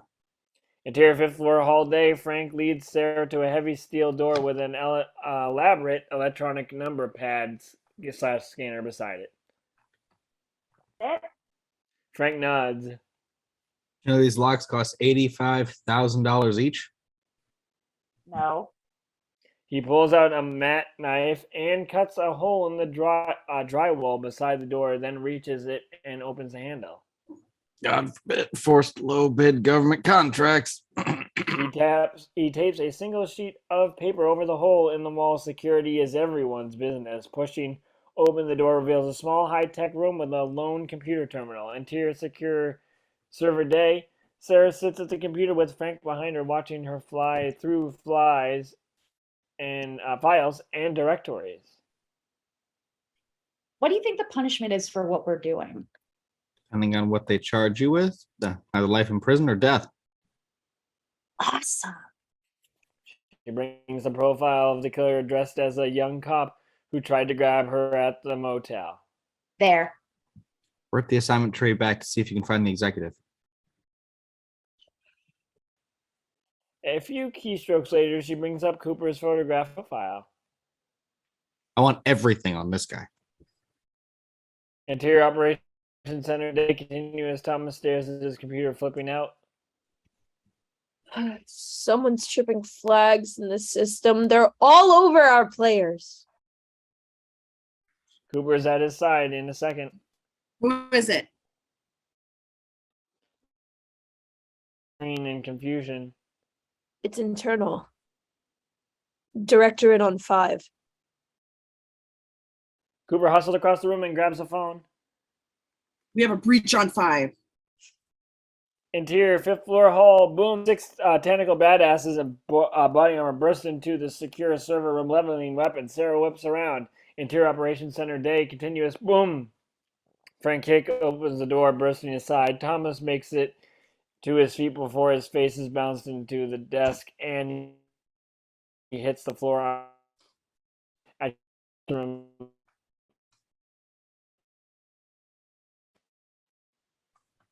You. Cooper stares. He almost laughs. Unbelievable. Frank closes in on him. What did they pull out of Afghanistan? Think you could just walk in here and everyone will just roll over? Actually, I figured I'd have to beat it out of some snot-nosed button pusher. Frank swings on him, but Cooper blocks his counters. In a flurry of fists, Frank is hit once and then again, face bloodied. He stumbles back, stunned. Cooper smiles. Not quite as fast as you once were. Frank spits blood. Rodesky trained you? Yeah. Cooper closes again, attacks, blocks, and delivers 2 more brutal body blows, but suddenly Frank spins around him, catching an arm and slamming Cooper onto a desk, pinned. I thought Rodesky. Frank Willie twists his arm tighter. Ah! Who ordered these hits? Cooper glares back at him. Orders come, you execute. You of all people should know how it works. Crack, Frank breaks his arm. Ah! Ever come after one of your own and you don't even ask why? Doesn't come to me unless it's been vetted all the way up the line. There's no doubt in my mind you've earned what you've got coming. Frank grabs his chin, cranking his neck to the edge of the breaking. Any of you learned who I was? Should have walked away. Gasping, Cooper wrenches out a reply. Would you? Suddenly rushing to his left, Cooper slides off the desk, hitting the floor, catching Frank by surprise with a kick, knocking him down. Jumping up, Cooper grabs the phone with his good arm, clobbering Frank. But Frank kicks him, catching Cooper in the guts, sending him flying backwards through the glass wall of his office. Frank's up in a second, but Cooper's in his desk, coming up with a gun. Frank ducks, running to the floor as Cooper unloads. Rounds chew up the wall behind him. Then slam into him, spilling Frank out to the door. Cooper races after, bursting into the hall. But it's empty except for a spatter of blood. Interior stairwell day continues. Frank's hit in the shoulder on the side in pain, forcing himself down the stairs, stepping into the fourth floor hall. He pulls the first fire alarm he sees. An alarm rings. He passes through the rapidly filing corridor and catches a woman by the arm. Where's the server room? End of the hall. My God, blood. But he's already in motion. Interior server room day. Rows of servers fill the clean room, but Frank ignores them, arriving at the fire control room off the other side. Interior fire control room day continuous. Opening door reveals a small room filled with gas cylinders marked "Halon," surrounded by warning signs. Interior second floor hall day. As alarms continue to ring, Sarah's frog marched by two tentacle badasses down this hall, hands zipped cuffed behind her back. Rounding a corner, they are suddenly right in front of Frank, standing beside a Halon canister with a fire axe. Frank takes a deep breath and swings, snapping the valve. Pressurized gas erupts, and suddenly Sarah and her escorts are withering on the ground, gasping for air that doesn't seem to be there. Frank wades in, cuts Sarah's zip cuffs, and picks her up. Interior stairwell day. Frank drags Sarah up the stairs. Breathe out, then in. You're fine. Just breathe. Gasping, she follows his directions, gaining control. You're bleeding. You have the download? She pulls a memory stick from her bra, and third floor day continuous. They emerge in the open hall overlooking the four-story atrium where alarms continue to ring. Dozens of people fill the hall trying to figure out what's happening, and as emergency vehicles pull out the front, security is everywhere. They're screwed. What are we gonna do? Frank leads her forward to where he's stashed a second canister of Halon. Halon. What is Halon. Halon? What is that? Is it binds up Halon? Yeah, it binds up oxygen in the air.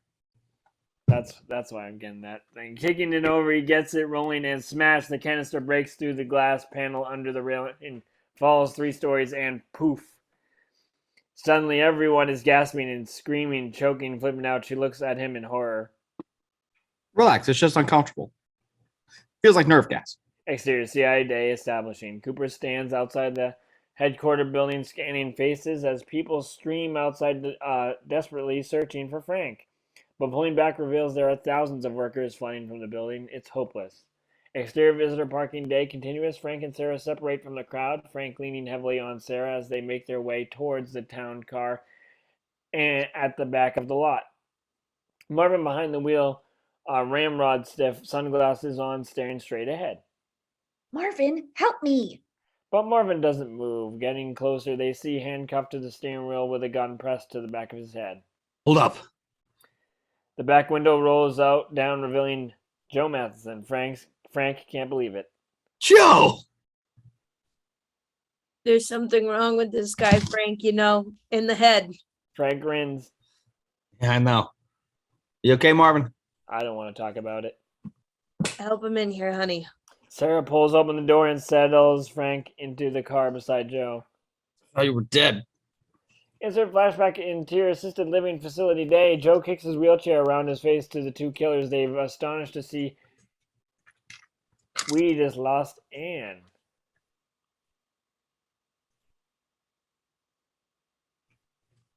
Well, you're the host, Travis. Well, I guess I'm the host now.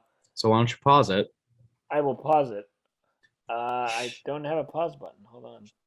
You're the Oh my host, God. Travis. I know, but I don't have a pause button. Oh, wait a minute. I do. You are Travis? Sarah pulls open the door and settles Frank into the car beside Joe. I thought you were dead. Insert flashback, insert assisted living facility day. Joe kicks his wheelchair around to face the 2 killers. They're astonished to see he's got a 9mm semi-automatic in each hand. Return to scene. Nah. Just retired. Start the car, not job. Sarah closes the door and rounds the car, heading for the front seat. She's with you? Nice Frank work. nods. Nice work. Sarah slides in and Marvin pulls out. Interior CIA hallway day. Director of Operations Gary Stevens storms down the hall, trailed by several aides and a security detail. He's the man from the park who gave Cooper his assignment, but now he seems overwhelmed to the point of breaking. He did it. Yeah, we're in lockdown. Are we safe? They don't believe he's still on site. I have the director of national intelligence calling for the director of operations. I'll call back. Wait here. Leaving the entourage, he pushes through a door into Interior Operations Center Day. Debris is strewn everywhere. Cooper, arms splinted, gets up to face Stevens.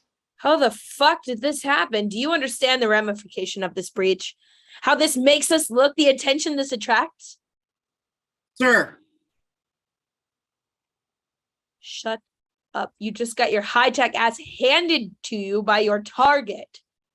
A retiree with zero resources, a man deemed too old to work in the field. Cooper's phone rings. He kills it. I am not about to get hung out to dry. Do I need to get involved? Get someone else. no, sir. Cooper's phone rings again and is silenced. I want this guy dead. I don't care if it's messy. Take whatever assets you need to finish and finish it. He turns and leaves. Interior hallway Day. Cooper stalks down the hall. Furious, his phone rings again and he picks it up. Cooper, You must be talking to someone important. Cooper goes cold. I was just calling to let you know there's a new list. And you're right at the top. Click, the line goes dead. Interior town car driving continuous. Frank closes the phone. Shit. Hi, yee. Both hands on the wheel in that job. Yeah. Sarah turns to Joe. The bleeding won't stop. We need to get help. Joe looks at Frank. I know a place. Exterior Eagle's Nest in Day establishing. They pull outside their cute little B&B on the Maryland coast with gorgeous ocean views and a stunning garden. Interior car continuous. I'll go in alone. See if we can stay. Don't be ridiculous. I'll go. Joe puts a hand on her arm. Is this a thing? This is a thing, isn't it? Everybody knows but me. It'll be fine. Frank and Marvin exchange a look. You want a vest? Doesn't make any difference. Interior Eagle's Nest in Day. Frank enters the bell on the door, jiggling brightly. The place is adorable. Victoria sits in the dining room, folding napkins, a little older than Frank. She's prime, proper, and beautiful. She looks up, surprised, and smiles. Moses. Victoria? Been a long time. Yeah. There's a beat between them. Are you here to kill me? No. Need your help. He slowly opens his jacket, revealing no weapons, but a lot of blood. She sighs, probably disappointed. Oh, And sets aside of the high-capacity machine pistol she was concealing behind the sack of napkins. come on then. And tell Marvin to stand down before he gets hurt. Frank glances out the window where Marvin sits in her rose bush covering the action. By the way, your roses are fabulous. Interior sitting room Day. The others filter in, and Joe and Victoria embrace. Joseph, Victoria, you're lovely as ever. your old snake charmer. Sarah looks between them, a little lost. So, how do you all know each other? Victoria was the best wet asset I ever worked with, a true artist with the PSG. Sarah shoots Frank a questioning look. Killer. Very dangerous. Sarah smiles at Victoria uneasy. She smiles back warmly. I'm just going to scout the perimeter. Just mind the daisies. Interior kitchen Day. Frank and Victoria sit alone as she peers through reading glasses, expertly working on Frank's shoulder with forceps and a sponge. I better hurry this along or I'll be late from 4 o'clock. Frank studies her impressed. How'd you do it? What? Make the transition. You have a beautiful place here. Nice quiet life. You seem so at ease. He winces as Victoria extracts the bullet. Ah! I try. It's not easy. Sometimes I get restless. I still take the occasional contract on the side. You too. I can't seem to stop. miss the rush. They retire us, but you can't just flip a switch and become someone else. She starts stitching up Frank's shoulder. I didn't know what to do with myself. All I ever had was work. Suddenly there was so much time. And so many terrible things. We did them for good reasons. I beat. Maybe. Starting to wonder. Tell me about Sarah. Frank looks uncomfortable, much more so when she was pulling lead out of him. Lead. Lead out of him, excuse me. Lead. That's what I thought I Which said. makes me feel like maybe I could have a different life. Like normal people. Victoria smiles. It's one of the reasons I've always been so fond of you, Francis. You're a romantic. What? Hard on the outside, gooey on the inside. Get out of here. Gooey. Interior living room night. Marvin, Joe, Frank, Sarah, and Victoria sit around the coffee table with papers and a laptop. Other guests chat quietly in the background. I just got very scared. My mom was outside watering. Sorry. Thought I was going to get murdered. Anyway, this is the reporters list. This is the hit list we downloaded from the CIA. They're the same, except there's one name that's not on the hit list. Andrew Dunning. Christ, he's the CEO of Browning Orvis. Who? The defense contractor, very politically connected. Let's pay him a visit. Victoria pours more coffee. No, business is a little slow right now.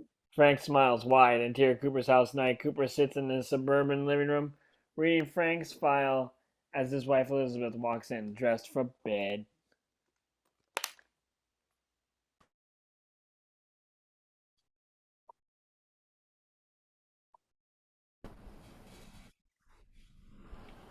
What are you working on?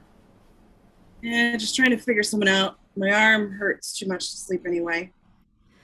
I hope you learned your lesson playing basketball with those Marines. Cooper gets up and gives her a kiss. Yes, dear. She swats him and pushes her back towards their room. Come on, I'll tuck you in. Halfway down the hall, he pauses at the door, silently cracking it open. Insert boys' room night continuous. He looks in on his two boys asleep in a bunk bed, each wearing a different superhero pajamas. Cooper silently closes the door. Interior Eagle's Nest in guest room night. Sarah stands on the balcony looking out at the water. In the room behind her, Frank's cleaning his 45, but she can feel his eyes on her. Penny, for your thoughts? Just wondering how you're holding up. I know it's a lot. Sarah smiles. I've never been so scared in my life as today, but it was unbelievable. I'm okay. He nods, then goes back to work, resembling the gun. She watches him for a moment. Why don't you walk away? You could disappear, right? Frank finishes what he's doing and puts the gun down.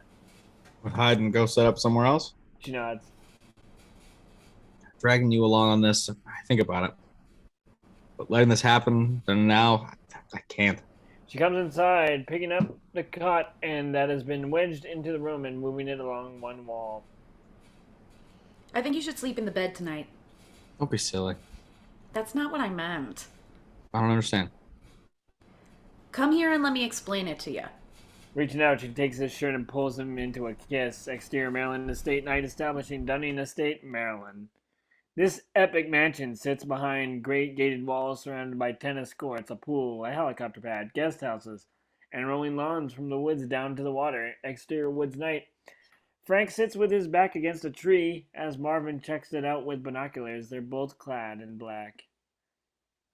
Rent-a-cops video. Infrared alarms, all the usual crap. Exterior, woods, sniper's vest. Night. Sarah lies in the dirt beside Victoria, who sets up a draped rifle, a camouflage draped rifle almost as tall as she is. Frank said you wanted me with you. Oh, he thought it'd be safe, and I thought it'd be fun to have a little girl time. Get to know each other, talk about the boys. Plus, I wanted to know that in all the years I've known Francis, I've never seen him like this. So, if you break his heart, I'll kill you and bury your body in the woods. Sarah looks at her stunned. Victoria smiles. This is going to be fun. Exterior Maryland Estate Night. A security guard escorts Joe in his wheelchair and three-piece suit up the main house. Tier Dunning House study night. A butler leads the way into a studious study, hardwood, heavy furniture, and leather. Nice place. You know, I'm not even sure I've ever been in a room like this. Andrew Dunning, portly and rich, sits behind his desk, looking Joe over skeptically. How big is that TV? What can I do for you, Mr. Matheson? Joe grins. We just have a few questions. Suddenly, Frank appears behind, startled butler quickly zip-tying his hands. Marvin appears in another doorway, hustling at three security guards, their hands zip-tied behind their backs. With the others. Downing looks between them angrily as Frank cuffs him into his chair.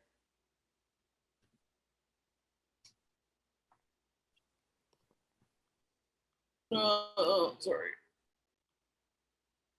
Who are you? You don't remember me? I sure remember that face. Exterior Afghan village, old 60mm footage day. The man wearing a short-sleeved civilian button-down steps towards young Frank and Marvin. He puts on weight and lost hair, but the man is Dunning. Return to scene. Tell us what happened in Afghanistan. A beat as this registers. You can't touch me. You have no idea what you're dealing with. Frank glances at Marvin walking back in. Do you have any idea what we're dealing with? Not really, maybe a little. Can we touch him?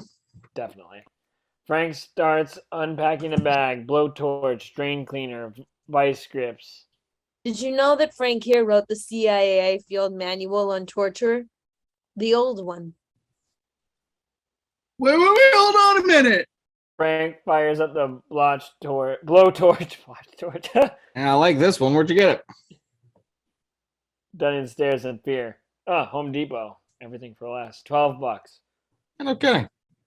Frank holds out the torch and Marvin puts a pair of vice grips in the flame. Please. They glance over as they've seen Dunning for the first time. I ran the Afghan operation. You take out of there. It wasn't what? It was a who. Interior C-130 old 16mm footage night. Young Gabriel Loeb glances back out the cockpit door as Dunning drags aboard a young soldier with a 1,000-yard stare, covered in blood and dirt. We extracted a young second lieutenant. He was the son of the Senator Henry Stanton. Return to scene just quietly sinks in. Robert Stanton. Vice President of the United States. Dunning nods. Holy crap. He was responsible for what happened there. That's what the New York Times reporter wanted to know. What did you tell her?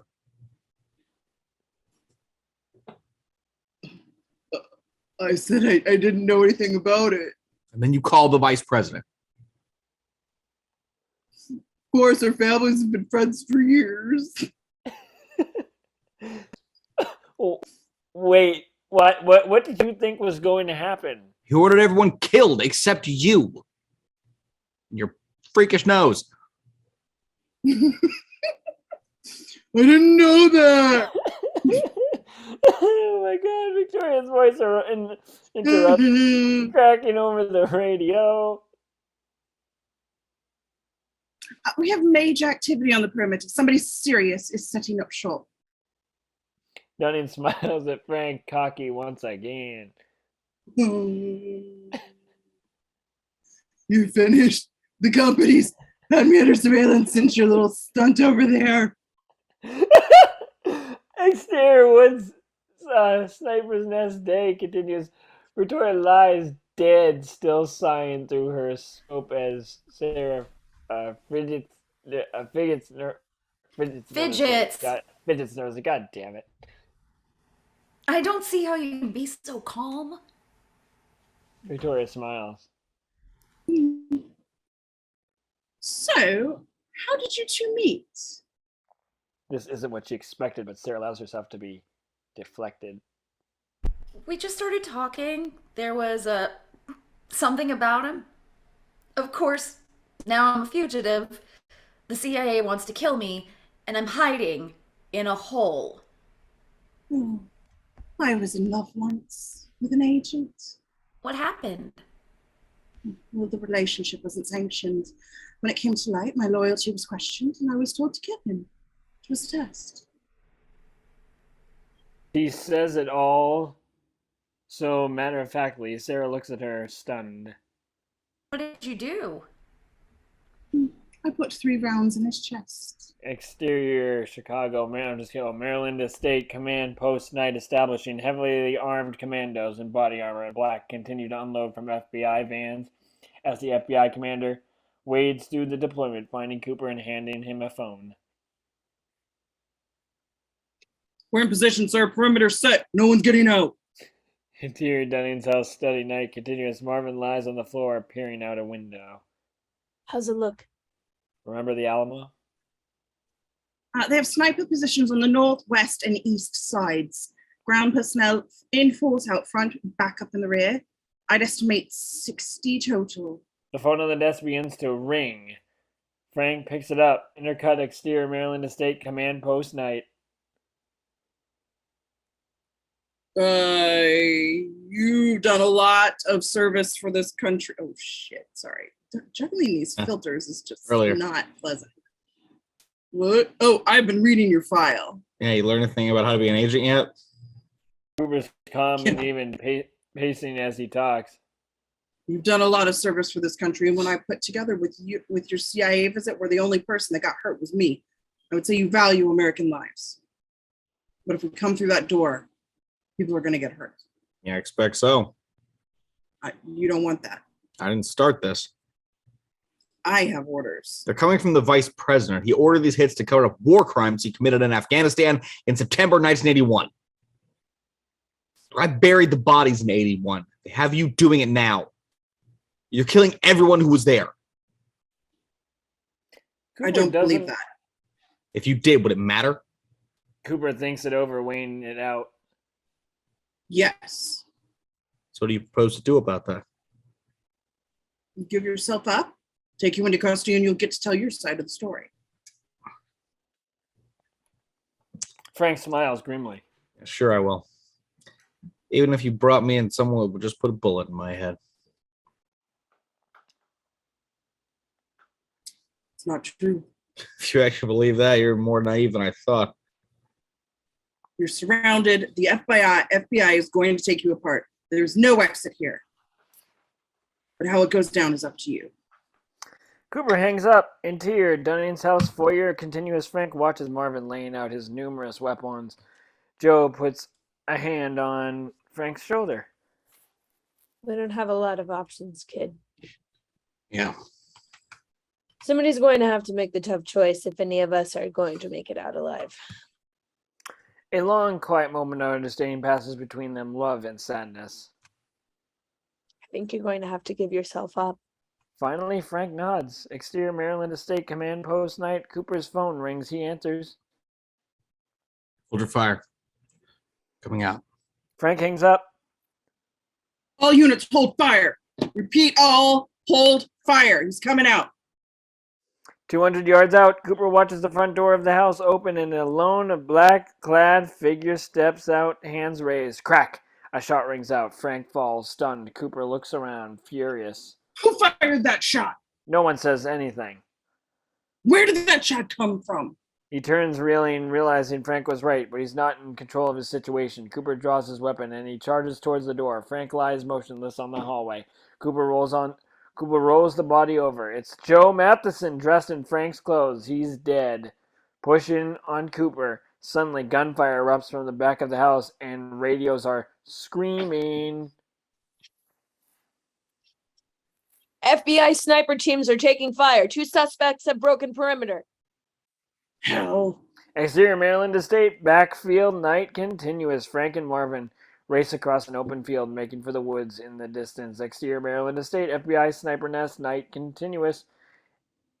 An FBI sniper and his spotter squirm down their cover as rounds slap into the ground inches from them. Exterior Maryland Estate sniper's nest night. Victoria lies prone, coolly squeezing off round after round, keeping the sniper teams scrambling for cover. Now isn't this worth sitting in a hole for? Sarah looks at her like she's insane.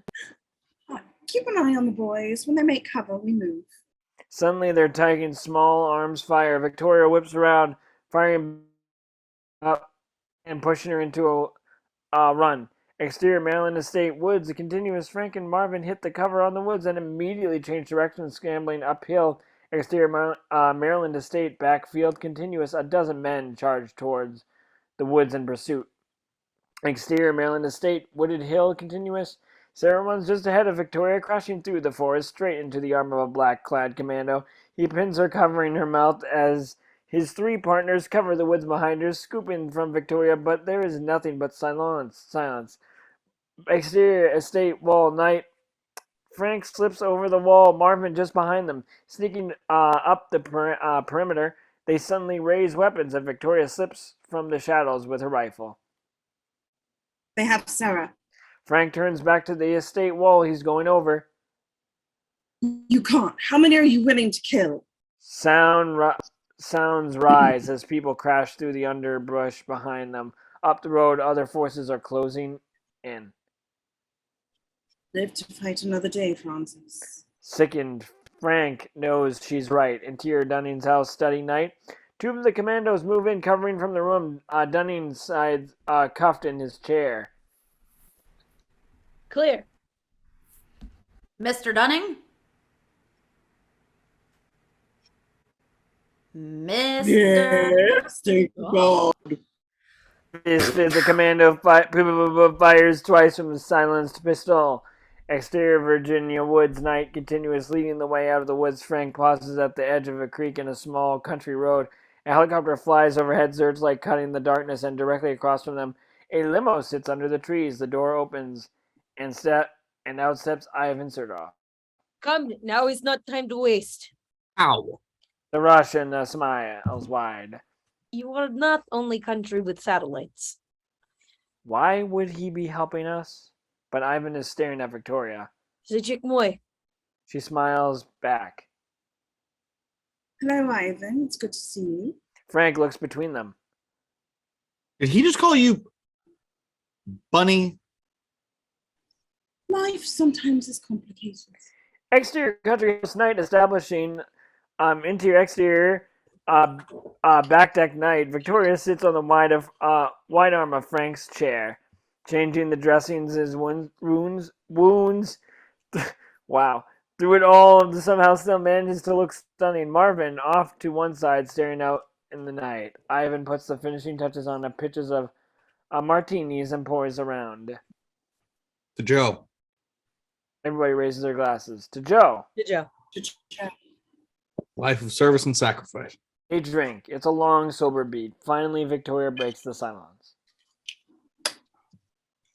Does anyone want to discuss the fact that we're all dead? It ain't over till it's over. CIA is being used as the vice president's personal hit squad. It's a bit of a conversation crusher. Ivan holds up the pitcher. Anyone like another? Victoria and Marvin raise their glasses. Say he's going to run for president. I don't think it's possible to outrun this.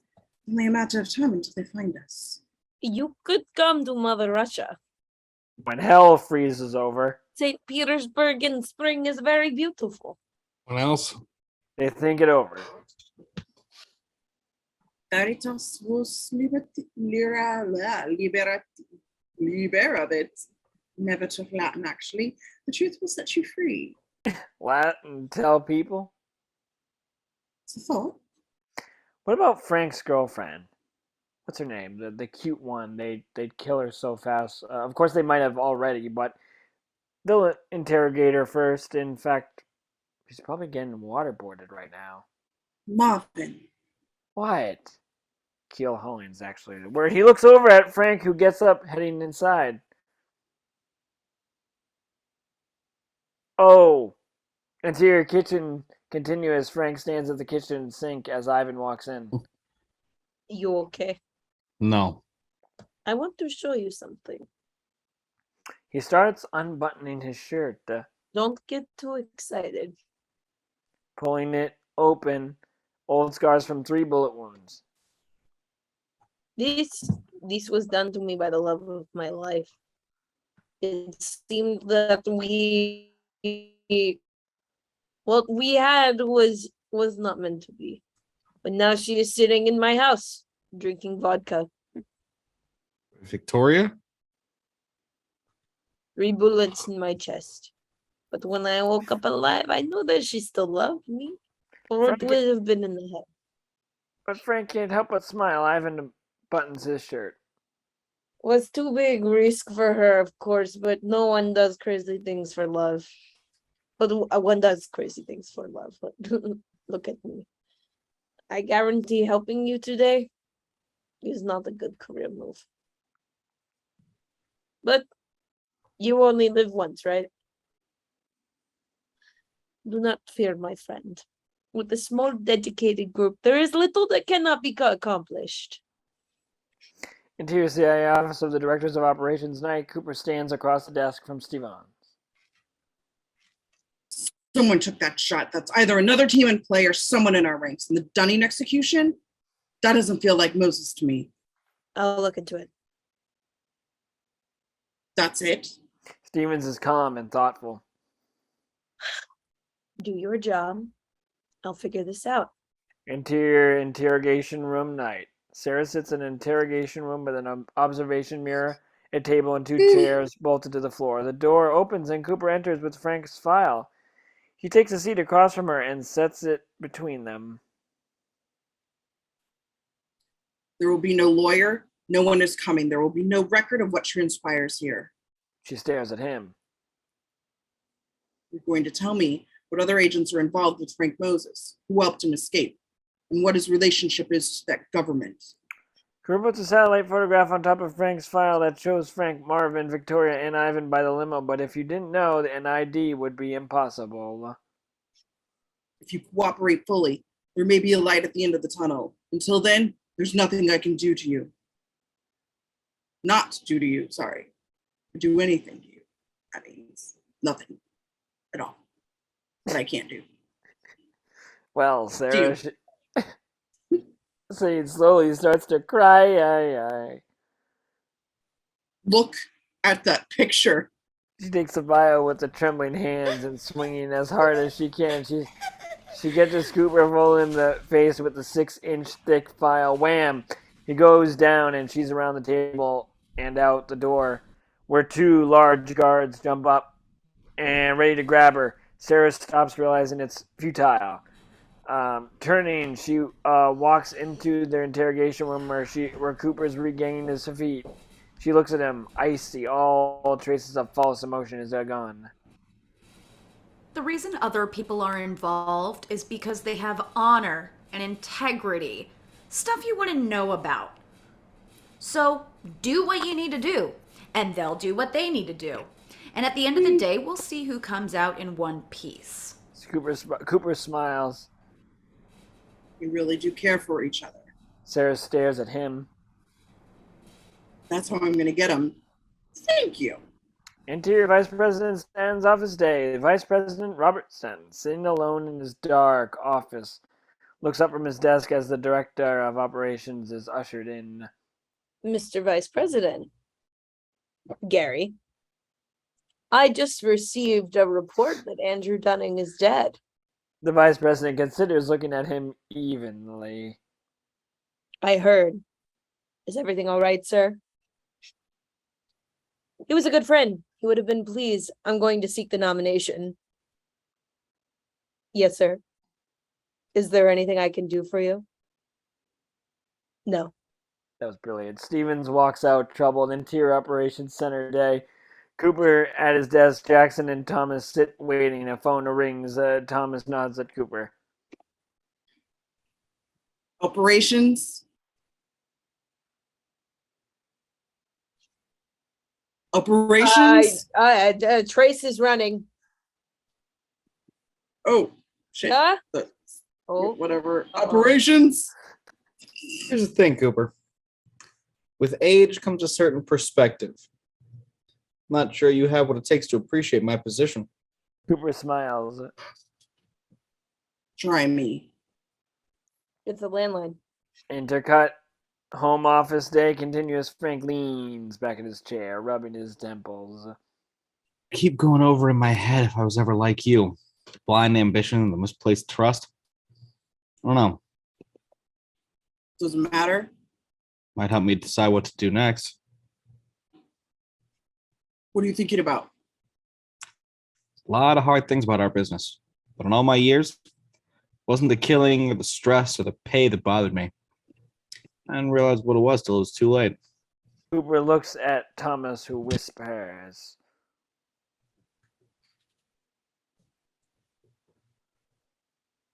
What was it? It's how anything you love can be used against you. Taught me never to invest, never to care. Once I became Frank Moses, I lived my entire life without attachments. It took discipline, but I was damn good at it. And then I met Sarah. And now you have her. It's the worst thing in the world to know your enemies can hurt the ones you love. Feeling of powerlessness is almost indescribable. Cooper sits back, smug. Got him. Thomas excitedly scribbles an address on a pad and holds it up to Cooper. Cooper goes pale. He looks like he's going to be sick. Are you there, Cooper? My house. He's at my house. Jackson and Thomas scramble for phones. Frank sits back, putting his feet up on the home office desk with pictures of Cooper, his wife, and kids. Just like I said, isn't it? Almost indescribable. Cooper looks like a shell of a man. Please. Frank's tone shifts. Shut up. It's time to grow up and look at what's going on. Don't hurt them. Listen carefully. This is the part I was talking about where I'm not sure you have what it takes to understand.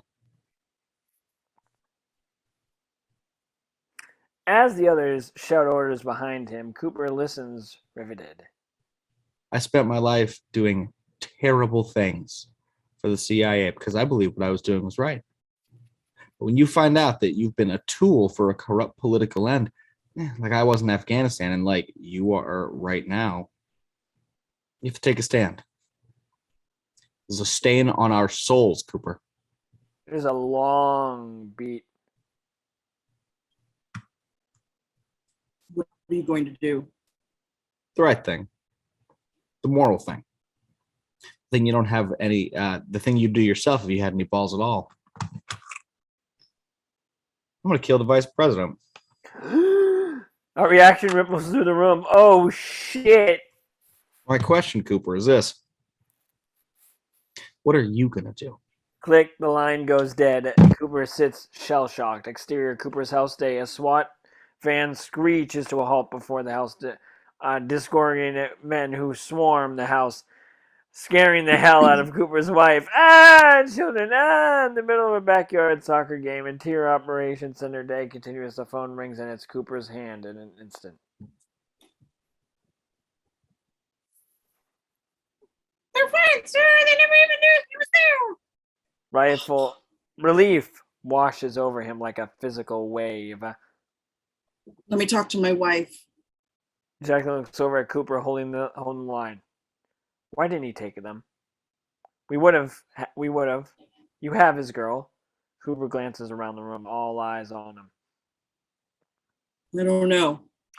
Exterior self-storage unit day. A rusty door rolls up, revealing Frank and Marvin peering into the storage unit full of cheap, dusty cabinets. Pulling them into open reveals a trove of rifles, machine guns, grenade launchers, and mortars. Marvin looks at Frank. I want you to know I'm very excited. Back in 70 Ed, I thought I'd put a few things aside, just in case. Opening a locker, Frank pulls out a pair of vintage aviators and tries them on. Explosives? And just past the ammo.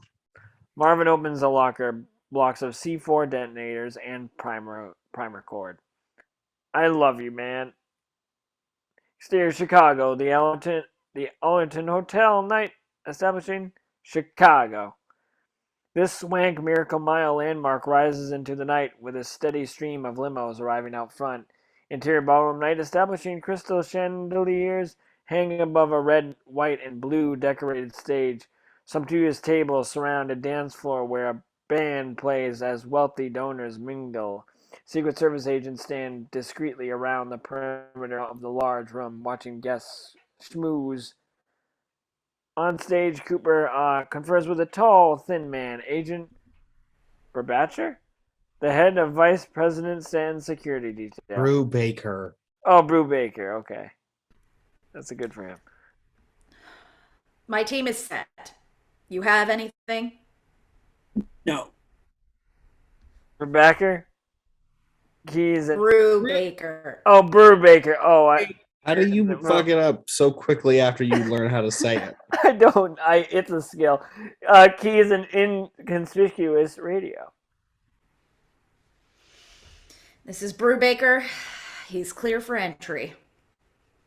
Cooper heads off stage behind the Vice Presidente. Stanton strides in, smiling a wide politician smile as he's immediately surrounded and shaking hands.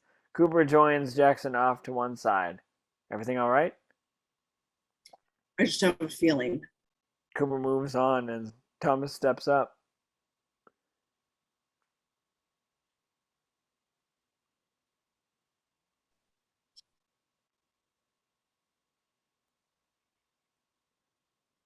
Thomas. He has a feeling?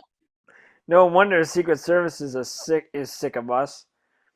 As they look out studying the crowd, Ivan Smirnoff passes behind them wearing a tux, blending in perfectly. Interior hotel kitchen night continuous. Cooper walks into the kitchen, instantly assaulted by bright lights, heat, and dozens of people yelling at each other in different languages. Surveying the perimeter, Cooper notes the placement of 3 Secret Service agents and then heads out. But we stay, following a busboy wheeling a trash can past Secret Service and outside. Exterior hotel dumpster / loading dock night.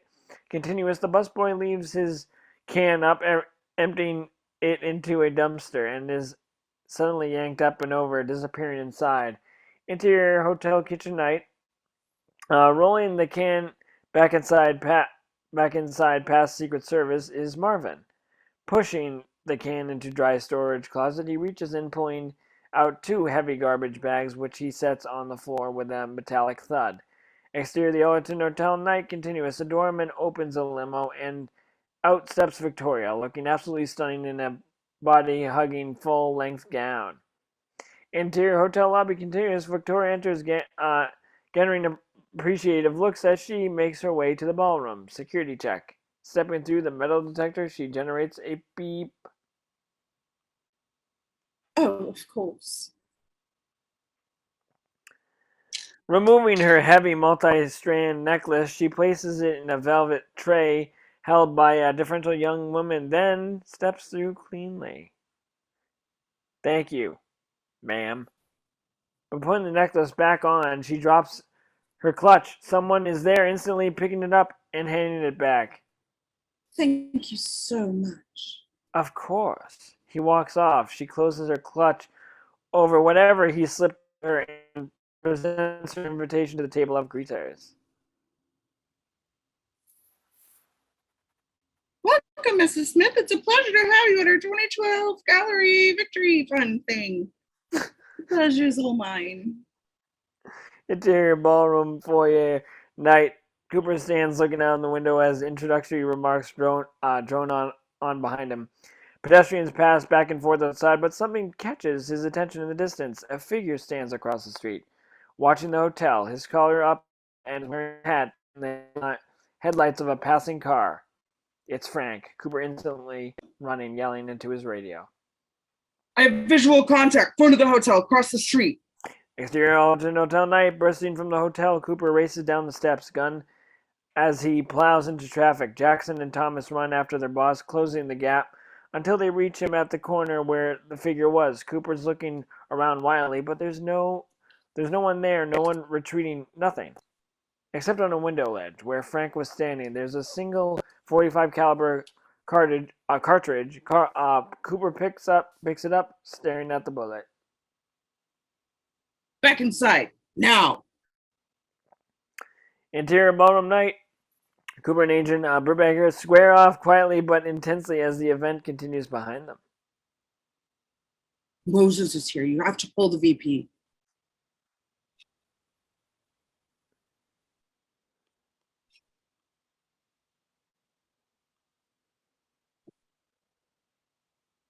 It's me, I'm here. I'm sorry. I must ask you a question. Just like in Jacksonville, the moment there is a confirmed threat, I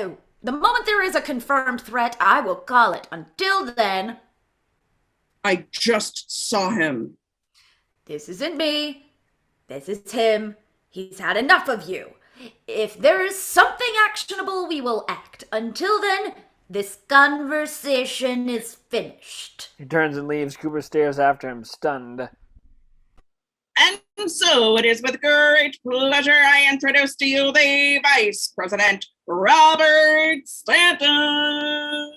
The crowd bursts into thunderous applause as Stanton takes the stage, waving. Cooper keys his radio. Stand ready. Thank you. Thank you so much. I'll keep it short so you'll actually write those checks you're promising. As the audience laughs, ha!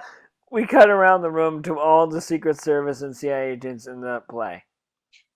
It is this group here tonight that got us into the White House.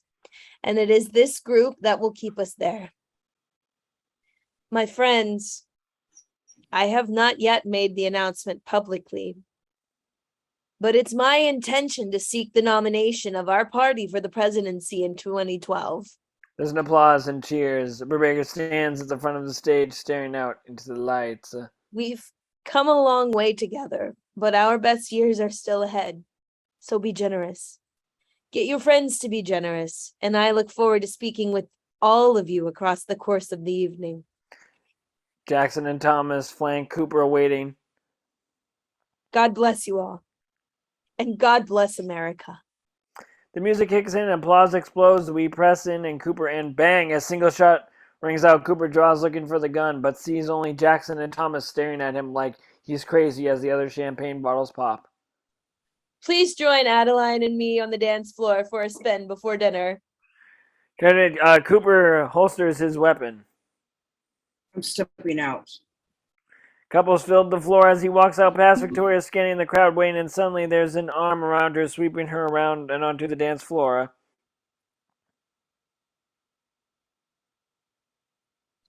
Hello, Bunny. She glares at him. Moves like that could get you killed. Your radiance this evening renders me almost speechless. Almost. He leads a turn and spin when she executes perfectly, Ivan smiles wide. What are you grinning at? You know I've always dreamed of killing the American president. Vice President? Whatever. Having you in my arms again. I get carried away. Really? Tell me you love me. The song winds to a close, but he continues to dance. The song, Ivan. It's over. Easy. To work then. Breaking that embrace, he heads off. Ivan! He tries to hand him a small spray canister from her clutch. Okay, so of course. He takes it, kisses her hand, and melts it into the crowd. Victoria sits flushed, and for the first time we've seen her not totally cool. Ivan moves through the crowded reception canister, held low at his side, conveniently spraying a puff here and there. People begin to sniff, and a low murmur rises. Victoria makes her way to the main, pulling them close, stepping out. She calls, Oh, gas! Oh my God, I smell gas! Oh. Ivan on the opposite side of the room pulls the firearm. Fire! Interior bathroom, crashing water on his face, looks up, alarms ring out. Interior lobby, night continues, screams rise.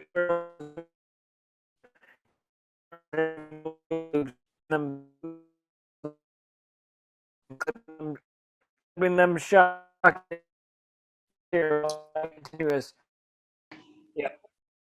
As screams rise inside, Victoria pulls her necklace apart into individual cable loops, wrapping them through the handles of all the ballroom doors and clipping them shut, locking everyone inside. Interior ballroom night continues. Panic rips through the crowd with Ivan doing his best to incite a riot, running with hands above his head, screaming like a little girl. It's going to blow! Introvert Badgerin in full control, his team immediately locking down the VP, pulling him to the back of the room.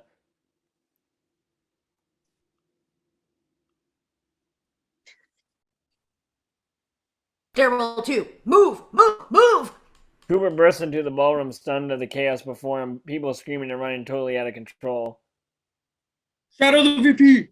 Interior stairwell 2, night continues with 2 agents at one point with 4 with the VP and 2 in the rear. The Secret Service team hustles down the stairs. Interior executive elevator, night continuous.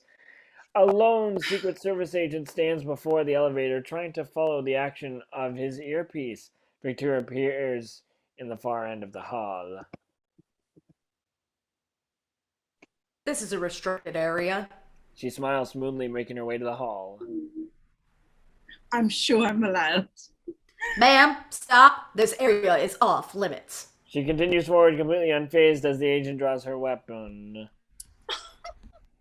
Put that away. Do you know who I am? Stop or I will be forced to treat you as a threat. She smiles even wider. Look at this dress, darling. Where exactly is the threat? The agent looks over as she puts up her hands and closes the rest of the distance, and wham, the gun is twisted out of his hands as he takes a chop to the side of the neck and goes down. Victoria takes a moment to fix her boobs as Marvin enters the hall with 2 duffel bags. They step into the elevator. She inserts a firearms key and hits G, interior garage night. Rebecca's point man bursts out of the stairwell, covering the garage and pulling open the doors of the waiting car. And Rebecca closes security pile the VP into the car, and it peels out, rounding a corner, and it's ripped apart by automatic fire, heavy rounds pulverizing the front of the car, sending it smashing into a wall. Screaming commandos, Raider forces the VP, using the car as a shield as the rounds continue to pour in. Who the hell are they using? Insert Victoria blazing away with a belt-fed machine gun. Behind her, Marvin fires bolts into the concrete, setting something up. Return to scene. Barrager screams into his radio. Roger is apparently my last name. We're taking heavy fire. Everyone move in. Get a car in here. Okie dokie then. Interior garage 1 floor up. Night continues. Cooper and his team run down the garage ramp from 1 level up. Stay low, flank them. Interior ballroom night continues. The doors give way as a massive trap, screaming people charge safely to the exit. Ivan saunters after them, lifting a glass of champagne from a table. Interior lobby night, slipping the drink, he calmly makes his way to the elevators, tapping it twice on the 2nd floor from the left. The doors roll open, revealing Frank, dressed in a conservative suit and tie. Good evening, Frank. Ivan. He steps out as Ivan steps in the doors, rolling closed. Interior elevator night continuous. Soothing music plays in the background as Ivan descends as he begins to hum the Russian national anthem, quietly at first, then louder and more enthusiastically conducting with his drink until, ding, the door rolls open into chaos. Insert garage night continuous. Where a huge firefight is unfolding, the Secret Service team, pinned as another armed limo, moves into to get them covered. Accumulating the anthem, Ivan pulls a remote from his jacket and presses the button. A huge explosion rips onto the front end of the backup limo. Return to scene. The elevators roll back, closed on the defending action, and Ivan leans back, slips his drink, and listens to the smoothing music once again. Interior garage continuous. As smoke from the limo explodes, fills the air. Burbacker grabs his guys and the VP. We're moving. South exit. Go! They break the stairs and shots ring outside. Interior garage sound level night continues. Cooper's angles and behind Marvin's positions 1 row of cars listening to the fire. On my command. 2, 1, go. They break moving in. The machine gun stands as a tripod. Unmanned firing burst. Cooper stares at it, furious, realizing. Outside, outside! Exterior alternate night, establishing SWAT, firearm, and EMTs pour in the building. Interior sublevel 1 access corridor night. Gun in one hand, vice president's arm in the other. Barrera leads the vice president team running through the access corridors under the hotel into a interior room service prep kitchen night continuous.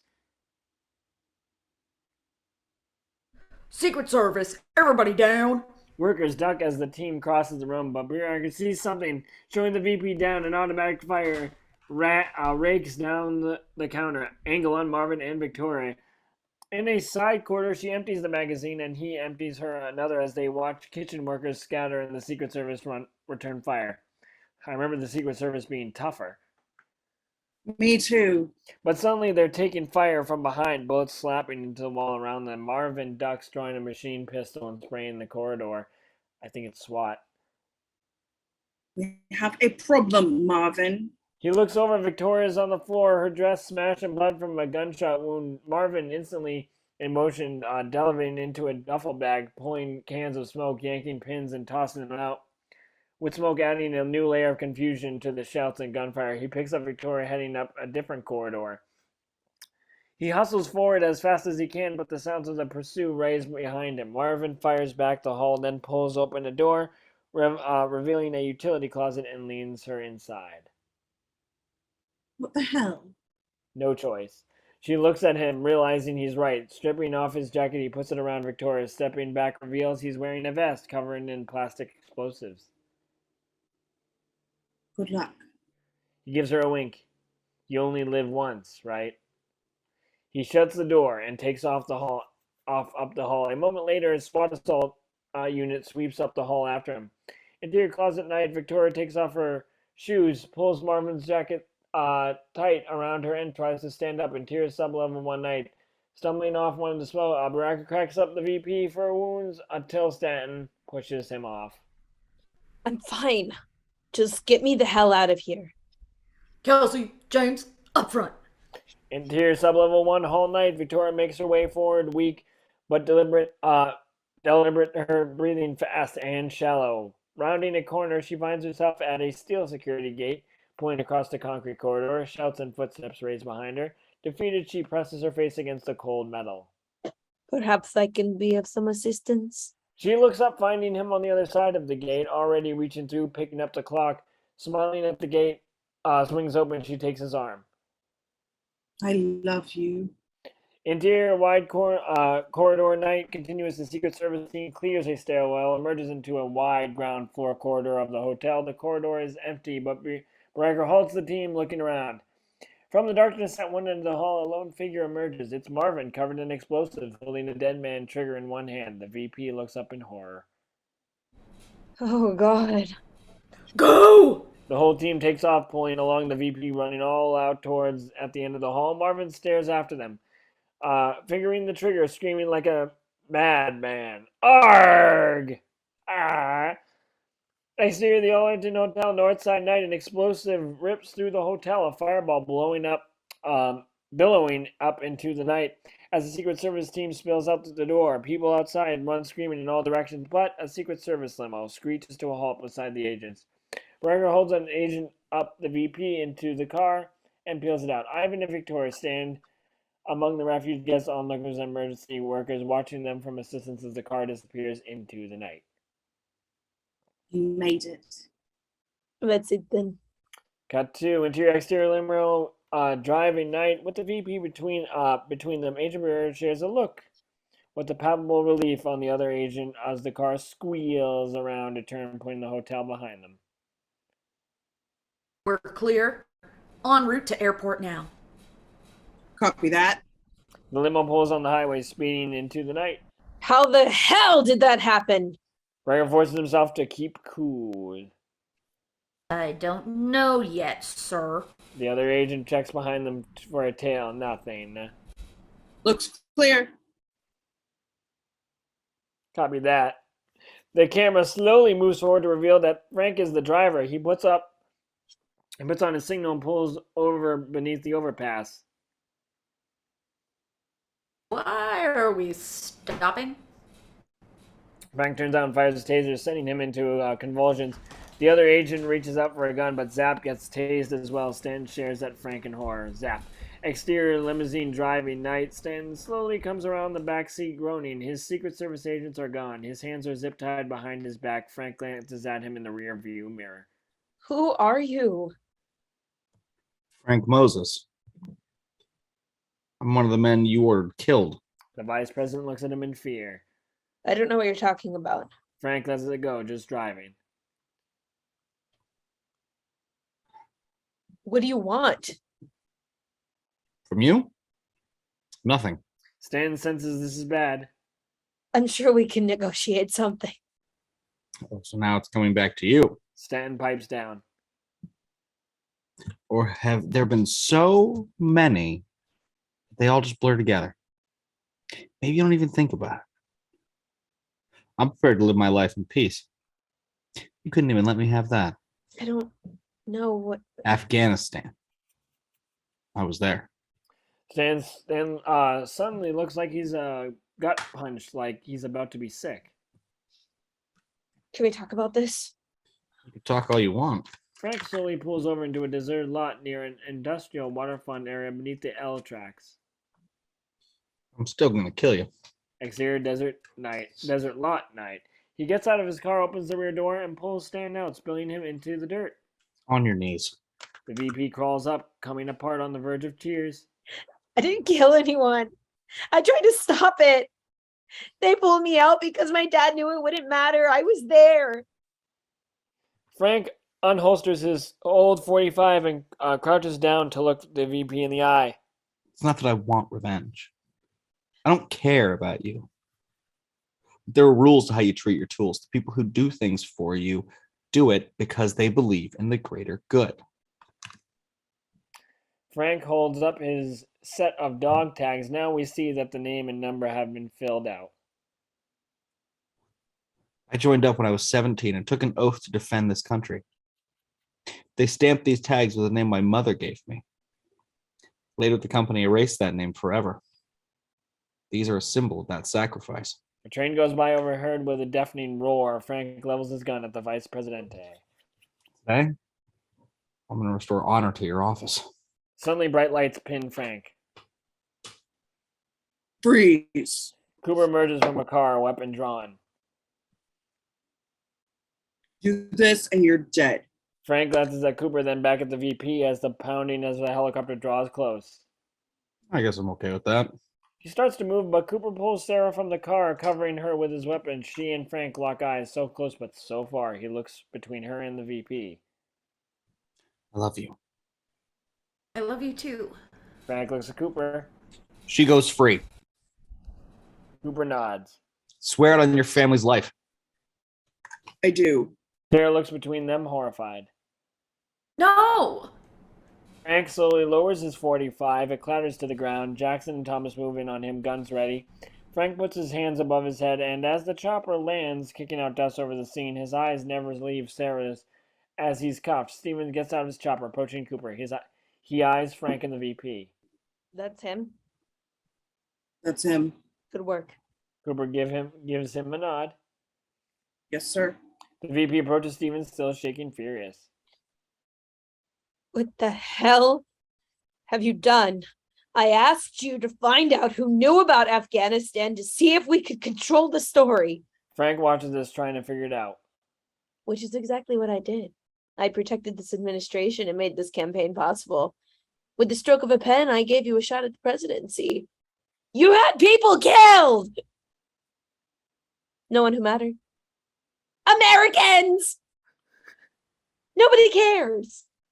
This isn't what I wanted. Steve smiles coldly.